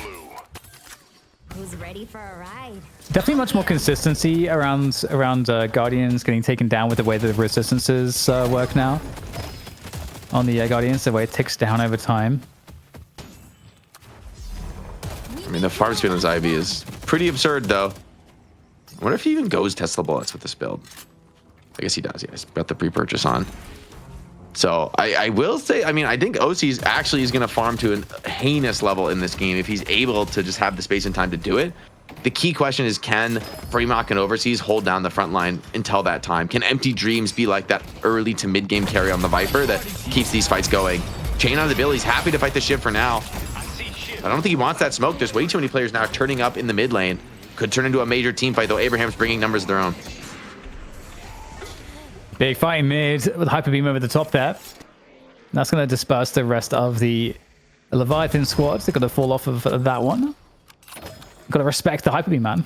You must happy to kill respect Saint, though, before getting his cavalry charge off, right? Like, to be able to get on top of this page, definitely the dream scenario, considering the draft you're up against with all these frontliners. Like, you almost have to kill the page first. If she's just there supporting the frontliners, you're going to find yourself in real trouble if the fights go long. Interestingly, Listic kind of slowed down on his farm, you know, because he was kind of pretty far ahead of the pack, and at one point, it's actually Hoot who's on the Geist. We haven't really talked about Hoot really at all just yet, but on the Geist is a side lanes. Very scary prospect, actually, and he is the most farm player on the server right now, other than OCs. So keeping pace with OCs, which is never, I mean, if you're doing that, you're de facto one of the best in the world, like, to keep pace with OCs. Yeah, I mean, Hoot's, I think, a very strong player to take this kind of farm. And one thing that's interesting about Abraham's is it's been really hard to pin down, especially today, like, who's going to get the eco on this team. You know, you see the players come into the lobby, and on most teams, like Leviathan, you know OC's going to be on whatever's going to get, like, that heavy gun carry farm. OC's going to be playing it, so, you know, like, whatever. Okay, if it's OC's Ivy, you know for sure what the build's going to be. Now it's Hoot. I mean, Hoot and D-Mob have, like, traded places as far as playing that carry style. Overseas gets the pin in, but no wall slam, and so Taz just keeps that laser going. And I mean, the spear damage is very real on this build, like, pretty unreal. And I think that laser beam's like a 1 minute cooldown. It's kind of a kind of a big fan of this Bebop laser maxing build. It feels like it gives such a crazy amount of damage in the team fight if you can't stun him out. Guys, I have a update straight out of Twitch chat. Very sad news to hear is that Twitch has apparently banned Viper Pregnancy and Joy, or at the very least is making them change their name. That is the update in chat. Oh my God. More info as the situation evolves. Probably for the best. Probably for the best. VPE has a good ring to it, right? That's true. Those that know. Okay, we might be sieging this left walker at the moment. Leviathan going for it. That movement. Bridge buff is still up as well behind all this. They're using the door. This is why the door's so good. You get all this walker damage, but you get a quick escape without being punished. Well, became one. Just a sliver. Risky. I mean, they'd lose a walker, and the defense is good, so it's just 1 for nothing in the end. I mean, there's waves crashing on Leviathan's side of the map, so I mean, Abrahams get drastically the more out of that trade. You get a little bit of walker damage, but just doesn't mean much. And I think Abraham's able to kind of bat away that offense, and at the same time taking a blood price of their own. And I mean, now it's a comeback earn, which is honestly, I'm like kind of wondering if this is a game state where Abrahams might be able to take a comeback earn. Uh-oh. Here comes Fremog. Does get knocked down. So, the activating read knockdown combo is So nasty. many knockdowns. And yeah, the Bloodlet is going to clean him up here. No chance. Abrams ulted over the top, but yeah, with that Taz Bebop laser, you have no chance to really fight into this. Just have to take the reset. Lane's being dealt with. I mean, OCs is getting a lot of farm, but the game is just slowly but surely getting more and more out of control. Abraham's getting everything they want. They're developing that lead, and I'm starting to get worried. I feel like there's going to be an aggressive mid-boss force here at some point from Abraham's, and I'm not sure Leviathan are going to be able to keep up in that kind of a fight. Yeah, not the neck-and-neck game that we saw in the first map. That's for sure. And Anti-Dreams, 15k on the Viper. Outside of the early laning phase, haven't seen too much of that Viper impact. Obviously, one of the things about Viper is the bowler can be really nice for mid-boss steals. So there is a lot of utility to that. But with Shadow Transformation for Listic, if that's in play at the mid-boss, it's a good way to counter that or deal with it. Burn would be a big pickup here, but Bebop just baiting it, gets a hook here onto the Abrams. Do they have the damage to follow up on Abrams? I mean, remember, this guy is not an easy kill. Here comes Billy, though. More numbers being brought in from Abrahams. They're forcing this kind of a team fight. The heavy frontliners starting to deliver. Leviathan down 2. More dropping. Shiv falls as well, and the front line just eviscerated there. Abraham's flexing their strength on the map, baiting the urn. And now Billy baits a bit of damage of his own, but could get back in and maybe even start to threaten some of these other players. Flammable, I mean, he's just paper on this Vindicta. Shows up into the wrong party. And now Ivy has to get, I mean, you can't lose your carry. Surely not right now, Dan. This would be game ending as all. A mid-boss immediate drop from Abrahams. They were waiting for this opportunity. Yeah, really great opportunity for sure. Everybody's going to be spawning in, and you guys talking about before, where it's just like it's worth it if you can get rid of some of the rejues as soon as possible. Just make some scrappy fights happen, and they're not in a great position to do that. No challenge is possible, so they have to try to find a way to create an ambush or something besides this. In the meantime, Viper's pushing that left side lane, but there's a quick entourage on the way, trying to deal with the Viper on the left side. And we get a team fight, a small team fight on the right side towards that urn. And this is not looking good right now for Leviathan here, Jake. He's just really trying to get to the door, but they won't let him. Great punish from D-Mob on the holiday there. Denies the comebacker and pickoff. And I mean, Abrahams have just not been giving Leviathan any way back into this game. And it's honestly been pretty dominant from the start, right? Even off the early lanes. Leviathan had a couple good moments in like the first minutes of the game, but from there on out, this lead has just been building and building. Now, Hoot's going to attempt to siege here. The counter pressure comes in, but this Geist is tanky. She's not really taking damage, just getting stacked up on the Berserker and the aggressive urn steal as well. Game is well and truly out of control here. Leviathan just begging for scraps, trying to find any way back into this. They need some kind of a big mistake out of Abraham. So with 3 rejuves, there's a lot of mistakes in the tank for this team as they look to claim their trophy here at Night Shift. Abraham's on the verge of it, taking down this second sidewalker. Big moves. And you know what? Hoot's about to get his Spell Slinger online, I think. I think that's his next item, if I'm not mistaken. So as soon as that happens, Hoot's damage output is going to start to get crazy. And he is far ahead of everybody. OC's is comparable, but I mean, it's what else is what's going to fight some of these threats from Abraham's? They seem too tanky. The damage output's crazy high. They've got great CC and pick, and so this is just a difficult fight to play against. But the catch onto the Viper, such a strong way to deal with the Viper. Oh my God! Into the Bebop laser. She's just absolutely cooked alive there. Taz uses that Majestic Leap Drop to back out of this one, and a hook onto Abrams doesn't even let him get the slam down. Maybe Fada more than he could chew, but no, the support is here, keeping Bebop alive. Page ult as well from Saint, layering on over the top. OC's getting low on the Ivy. The Ivy is all your net worth. You have to stay alive on this Ivy. You need to be able to continue to put out this damage. Kind of the last hope now for Leviathan.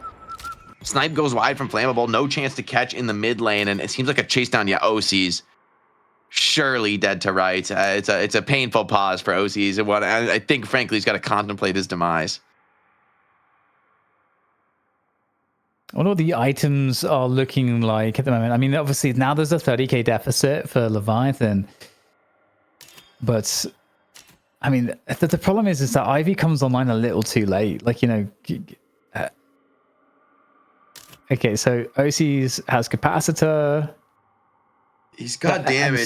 Siphon. I mean, you just can't stand and deliver. I feel like the Bebop laser is another big part of this. Like, that laser fired from over the top. I mean, Bola Shot is actually one of the few tools in the game that could reliably stun the Bebop out of it, but they're focusing down Empty Dreams. And the Viper has just struggled to put their net worth into action. Like, this Viper is the second most farmed Puro on Leviathan, but there's just no survivability. It's kind of like the haze effect on carry. It's like you can get farmed and have a threatening ultimate, but then if the enemy team jumps on you, you just have nothing. No escape, no way out of a really bad situation.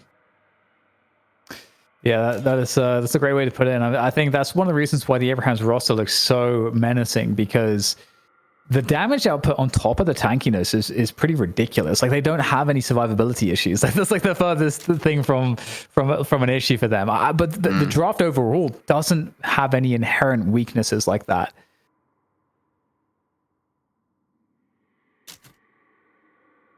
All right, we'll see. Can I interject, gentlemen? We have a little bit of lore being established here by AB Rad, who has been here for 16 weeks, it looks like.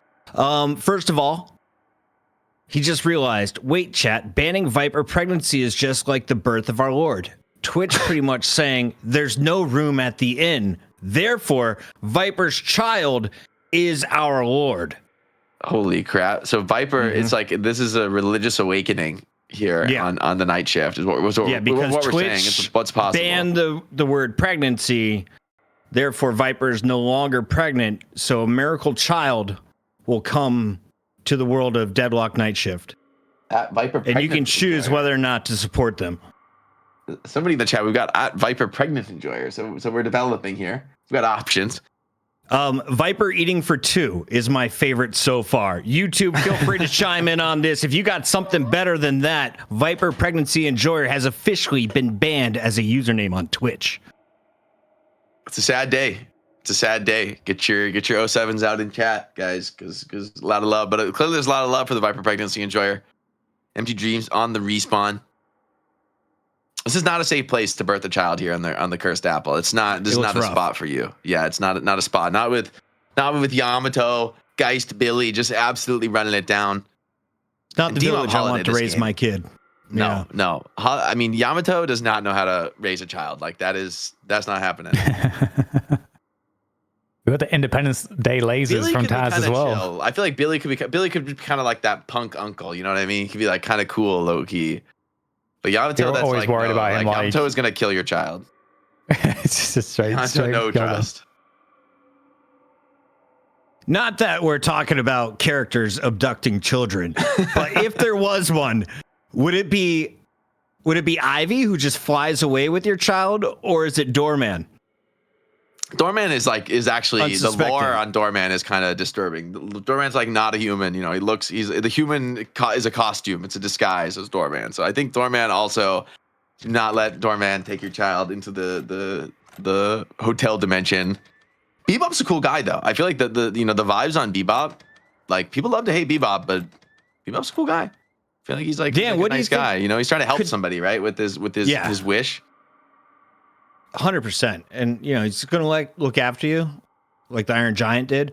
Dan, I was wondering, What are our odds of a game 3 looking 0. at the current scoreboard? They're looking good. We're cooked, 0. right? Fuck it. It's All just- right, OCs. Okay. Oh, we back. Go ahead, guys. there you go. OCs.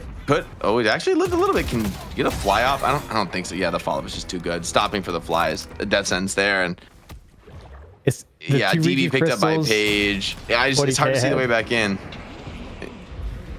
The At this point, Midwalkers is going to Abraham's- be fourth wall. I think you're going to get some kills here, Jake, and then the conversion after that is going to be pretty strong. There you go. Flammable's already going down.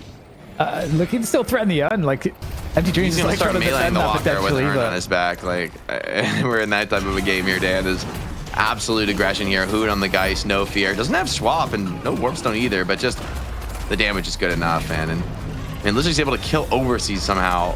Had to like drop the urn for that. Just took down the Abrams, but it's just this is a train wreck, man. These guys are getting blasted out. Leviathan, a nice boulder shot from Viper. Makes a little garden of statues here in the mid lane, but it's just not going to matter.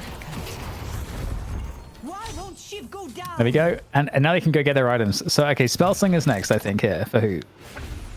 Look at this damn, And look at the then- spirit for Taz. Oh my god, this is like the Yeah. laser kill everything build. I actually got to say that I definitely want to play this build. Yeah, no, like I've seen this build and it looks super fun. So That's my takeaway from this game, is that build. That's literally it. I like the Viper build. I mean, like the Spirit Spike with some Gun Spike. You have a lot of damage on this Viper build, but yeah, I mean, 50k disadvantage this early. It's not just 50k. It's like a 50% advantage here for Abrahams over Leviathan. So I feel like they could just run it down. Maybe they're gonna play it safe, and I don't think you're gonna wait for another rejuve though. I think it's just gonna be like another urn, and at some point Leviathan are gonna have to get some kind of contest off, and I just don't see it happening. Everyone being able to buy up a lot of huge power spike items. I mean, look at just Billy with a return fire here. Like, what are you gonna do about that? Oh my god, yeah. So I actually think Return Fire is criminally underrated at the moment. True. I think it's really, really good. And it's great in a game like this. Buy it. When you're just crushing the game, right? Because you don't really need to do anything crazy. You just pop your return fire. Even if you do die, you might have just done enough with just the return fire damage. And Divine Kevlar for Listic could be a go sign. They're looking to collapse here. Big move down the side lane for Leviathan, trying to just get back into their base. Seems like they've done enough to push the wave out, but look at that. I mean, Abraham's just posturing menacingly, ready to gank anyone who shows up on Hoot.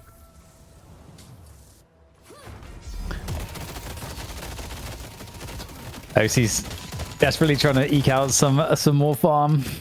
But they're lacking slots right now. 3 walkers still up. Oh, Hyperlight. Let's see. There's the catch. Oh, no. Oh, not OCs. Anyone but OCs. They've got to try and take this fight now. There's no chance left in the game. Unstoppable picked up by Taz as well. Holiday does go down, does get bursted, but the trade is good, and I think you're happy to trade down in this kind of a game. Abraham's taking any kind of a fight they can get. Billy trying to get more. The bullet shot gives Empty Dreams out for the moment, but the chase down, I mean, look at who just absolutely doubling it down into base. Focusing down shrines. Most of the players are in the base, but I'm just not seeing the vision. Wait, Listic down? Hello? He got carted in maybe by Obakim? Obakim managed to type in the chat, I think, while he was like in the hotel, caught in the fountain. So the game's getting a little bit interesting now. Leviathan, it's a 4-on-4. They can play off the fountain well. This is on the edge of possible, especially as Taz has just utilized his laser. Are you still playing Deadlock if all you're doing is just like lasering? It's actually like a different game entirely. But here we go. The drop in. Empty Dreams gets taken out. So he's just taken out in the mixture of all the action. And the cart comes on through as well. It's looking really crazy right now. 3 plays down there for Leviathan as Abraham's coming on in. That spell slinger, that crippling headshot is... Oh, the damage though. Ozies is popping the damage. And that's the finishing blow from Fremont. And suddenly looks like maybe this fight is actually being pushed outside the base. I mean, Fremont playing into the fountain and then just coming out through the door to gank people as they walk up. It's kind of a nice way to make a defense happen here. Could be finishable, but it's starting to get scary now. And mid-boss is about to spawn, so I think you need to just get back, because Abraham's, shockingly, the game actually still in contention with a really nice play. I mean, Obakim playing the doorman there incredibly well to keep that one possible, but I just don't know that they can replicate that without the doors into fountain. It's kind of like the one tool they have left. And no, Fremont caught now, locked down. Should be dead to rights with tons of players following up on it. It just gets popped even on the ship, even with the resist, it's not enough. Now Abraham's surely just going to go down, take this mid boss, and force an end to the game. Leviathan, they have some tools for the contest, though. Yeah, the tools are not bad, but there's a lockdown coming on through, and Viper gets taken out after the bowler. So it looks like the overwhelming forces are going to continue to overwhelm. Leviathan getting pushed back into their base, getting fragged out, and the push to finish seems nice, seems upon us. Yeah, surely this is it, man. No reason to back down now. Laser over the top from Taz, just covering fire here. Absolutely no one is allowed to peek. It is against the rules here. Flammable almost dies to the laser in the fountain, but we're just at that point in the game. And Abrahams are going to claim what feels like their 10th straight win here in Night Shift with a double ringer. Still crushing it, still dropping a big dub here. And the Disbelievers are conquered. Leviathan, they made it close, they made it interesting, but man, the weight of Abrahams is just too much. Still the kings of Europe. Sonya Sniper out tonight. Listic filling in. Hoot, of course, replacing ABL, and they get their 5th win in a row. Big money, big money, big money, but more importantly, they're the top team in Europe. People are asking, DDK, do you sign Zergy? Is there room for a trackball star? How do we start building competition for this squad? I don't know, man. I don't know. I mean, there's enough good players out there. So in the scene, though, like, he is such a pleasure to watch. And especially, this is a good meta for Zergy, right? Like with Wraith and Mirage looking good. Could be a fun one. So I do hope we get to see him back in the lineup soon. As we take a look at the highlights, let's walk through the Yamato plays from the fill-in. Listic, short notice, coming in, making his presence felt. Taz, no Paradox tonight. We see all the Bebop. How'd he play? Amazing, honestly. I mean, Taz on the laser Bebop is this build is definitely taken over if Taz is building it, because historically Taz has played like more of like that gun carry Bebop style when it was good, just feeling like, you know, it just does enough damage and scaling to be insane. But now he's just playing off of the laser and making it look sick. But I mean, come on, Dimov annihilated this game. Like, I feel like Dimov is the glue that keeps this team together, and especially in this kind of a lineup where you really do lack catch, right? Like, it's you know, you have insane frontline and damage, but you need somebody to start the fights off for you, and Dimov made it look easy. It was like every single time he's opening the fight with the lasso, crush the lanes, crush the other side lanes too after he won his lane, and then every single team fight feels like he's starting it off exactly as you would want it. So I mean, Abraham's getting the holiday, and Dimov, what can he play? Truly, he plays every single character in the game as far as I can tell. Yeah, Victory goes to Abrahams for the 5th time. Sorry, DDK. What were the highlights for you? I was just going to say, yeah, Demo's like kind of like a second Hoot. The fact that you've got multiple players that can kind of do that is kind of ridiculous. And also the fact that if we think about how impactful Hoot usually is on the game, he was like in a chill role on the Geist where he didn't really have to do anything special at all because the rest of his teammates were kind of crushing it. So really, really impressive. But you know, as a final note there, I do think the draft did not work out super well for Abraham's opponents there. The Leviathan needed to kind of work that one out a little bit differently, I think. Like being on the Ivy at the end, it just didn't come online quickly enough. Yeah, it's a draft that honestly you'd only see an Abraham's go for with like the really heavy early game snowball potential, and then actually making it work and look sick. Like that's a draft that can easily fall flat, and you just get too late in the game. You haven't done enough, and you just don't have like a proper carry to deal with the enemy team. But in this game, they play the draft perfectly, getting those like the best carries in the meta band, and it makes their style look unstoppable. We've got some legends in the chat. Listic dropping some hearts saying, delete the stream VOD. Maybe a few too many ints caught on camera for his liking on the Billy. Regardless, we take a look at some of the numbers here. What stands out to you, DDK? Who had the best game? I think one of the things that stands out is you can really see, again, we didn't get to see who on camera too much, but you can see the who impact was the here in side stats. lane, the janitor this game. Bro did not leave the side lane until the game was over. But honestly, that's his job. So well done by Farm it up. Not the flashy characters we're used to seeing him on. Almost more damage on objectives than on players, which is not something you see every day. OC is dropping 37,000 total souls. Pretty solid game. Leviathan, where did they need more help tonight? All right, Viper. Low-key, Viper wasn't. It could have been worse. But honestly, Dimov was just on his own this game, right? In terms of like a different level, what he was bringing to Dom. He won the mid lane. He roamed, killed the side lanes. I mean, it's just like the masterclass in the early game tempo. And well, I was a little bit surprised to see him on Wraith in the other game, right? And still looking amazing, playing like a hard carry role, which is more or less 180 the opposite of what he's doing this game. But I mean, the guy does look like the best player in the game right now. Like he plays the two complete opposite roles, and on both of them he looks like best in class. That's like no one is doing that. I mean, there's a couple players with that flexibility, but I feel like D-Mob is actually just the best in the business right now. Since he came over from Buff Enjoyers, he has had some success, 5 in a row. If you're counting him on stream, 37 kills to 14 is the final score of game number 2. This is a 2-0 series, and we're going to be dishing out half of the cash raised by the community tonight to the EU champions. But first, we got to highlight the MVP, 9 kills, 2 deaths to go with his 15 assists. If you've been keeping track at home, I believe that is 35 assists so far. Not a bad day for D-Mov. DDK, what makes this man so fun to watch? He is able to make plays, and he's able to find just all these like tiny edges and just fun. There's tiny timings. He's got incredibly good awareness and game sense to really break open the game. And I think getting to see him play, obviously both the Wraith carry here, you got to see it from more of this like raw damage role where you got to find these fights and you know, just getting the pick and the catch onto the page here was ridiculous. This was a very impactful kill, actually, and that ended up actually allowing them to very easily finish out what it was a close game. And then going into the holiday, finding catches like this, like you can't blame Empty Dreams ever for dying there. Yeah, and you let those go, and you see this clip, you're like, okay, I guess, man. Like, how do you deal with it? It's just perfection, man. I really think he's the best in the game right now on this role in particular. We've seen him play like pretty much every different character that can play this style. And then the fact that he can just throw in the hard carry into the lineup like it's nothing is almost disturbing. It's like, I truly don't know how you beat this guy at this phase of the game. Like, other players are going to have to get to this level because he's kind of in a realm of his own right now. Other players have to get to this level because he is in a realm of his own right now. Those are strong words from former pro player, GM worthy, and CFO of the Night Shift, Mr. Jake. DDK, EU's pretty damn good. Are they still better than NA, though? Because we still have a second half to the show.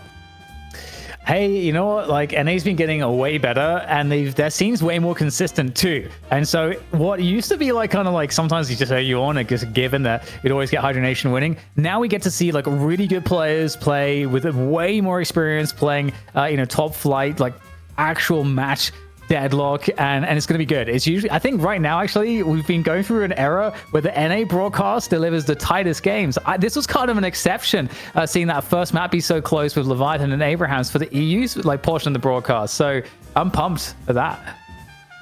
It's been a fun one so far. We're trying to get Hoot on the line, and it's going to be a good one. Jake, Hoot's going to be on this team full time. Is that the prediction now? Seems like it. I mean, they're we'll see if we're able to get him in for an interview. We can maybe ask him, to get it straight from the horse's mouth. But I feel like Hoot is an amazing fit. He's been one of those top players for a while now, and kind of came into Buff Enjoyers right as the team was falling apart. But still, I think he's a monster player. I think he's another one of those guys that is going to be around for a long time. For me, that's like as far as the players who are really good right now versus who's going to still be at the top in like a year. I think the number one mark of that is going to be these players who like seem to play everything. I feel like those are the players where I'm like, okay, how did you even get to that level on like 20 different characters all at once? There's even players right now who are really good, but maybe they play 2 or 3 characters. And I think they're much more vulnerable to like being replaced, other players kind of like coming up in the scene and competing with them. But you look at the Hoots, the D-mobs of the scene right now, and those guys feel like they're gonna stay on top. They have not just the raw skill, but like the intelligence to keep up with the game as it develops and as things change. I feel like I have no doubt in their ability to kind of be there on any kind of meta, any kind of changes that come to Deadlock. Production, if you're down for it, I think we bring him in. The one and only Hoot. Hoot, can you hear us? Hello, Hoot. Can you hear me? Hello. Yep, I hear you. Yes. He's here. We've got you. Congratulations on your win tonight for the Abrahams. How did it feel? It's good. It's good to be back and playing. It's fun. It's good competition. Did you have to change up your play style? I know you played with this crew in the past. A little bit maybe. I'm like on the money roll now, you could say. I'm gonna be farming a lot. But then I have my flex picks like Lash that I really enjoy. Playing What the do you think is the icon style, most- always interesting. Go ahead, Dan. Oh, I was gonna say, what do you think is like the most underrated thing in the meta right now? Because we had Leviathan picking Viper, and it does feel like Viper could work, but like the rest of the draft that they had, maybe not the best way to support it. But yeah, what's your take on what's underrated right now? I think Viper has a place in the meta right now with stuff you can do early game. You probably can see in the games that there's a lot more roaming going on in lane phase, and Viper's like kind of perfect for roaming because he has so much damage early game. So there might something be there with him, and then he turns into like an ult bot late game. Could be something like that. Nice. I'm just curious, from your perspective right now, as far as where the game is at and how things have changed with this recent patch. We talked about like a lot in the show that Mirage and Wraith are kind of like the top two heavy gun carry heroes. How necessary though do you think those gun carries are? Like we saw them banned in this game, so of course you guys went for like a more of a like the frontliner carry draft with Geist arguably as like the heaviest carry. But how do you think that's viable even into things like Wraith and Mirage, or do you think if Wraith and Mirage are out there, you just almost need them to be able to keep up in the late game? I think you need some late game carrying, because the jungle right now is very important to take. It is giving a lot of money, and if you don't have someone that can farm the jungle, you're just gonna fall so far behind. Hoot, the chat says, and quoting Hazed and Confused, the Hoot is loose. This guy looks like he's having so much fun. Look at that smile. What brings you maximum dopamine in Deadlock right now? I think it's gotta be Lash and getting some of these slams. It's just the best feeling, just one-shotting someone, and they just can't really do anything. They have no clue. How many times did you get it done tonight? Because we weren't always on your screen, but we caught at least 2. It happened a lot. I was deleting people. You could see by my damage. Yeah, you got your top damage on something. Lash. We were like really surprised by that. I think that's quite a rare hero to get the top stat on at least a competitive play right now. Are there any other pocket picks or anything you're willing to reveal that's like kind of Lash-esque, where maybe we get you off the greed jungle farmer role, as we saw more on the Geist lane janitor mode? What else can a draft bring you that convinces you to get a little bit more active? I mean, Dima played Holiday today, but I think I could also play Holiday at a pretty good level. I think she is kind of secret strong, maybe. We'll see, but she feels strong. Final question for you, Hoot, tonight. What do we need to get McGinnis back at a competitive pro level? Honestly, McGinnis could... I don't think she's that bad. I think she could be picked. Her spear build, she can do a lot of healing and a lot of damage. NA, let's test it out. Hoot, thank you so much for joining us tonight. We hope to have you on another Graveyard Shift again soon. For those who want to follow you in between now and your next time winning the 6th time for the Abrahams, where can we watch your stream, bro? It's at Hoot DL. That's where I'll be streaming. Hoot DL. Shoot him a follow right now. We got to go to a commercial break. When we come back, we're switching over to NA. Your champions tonight, Abrahams 2-0, Leviathan with 2 fill-ins. We'll find out. Are they the core members? That's coming up on 19.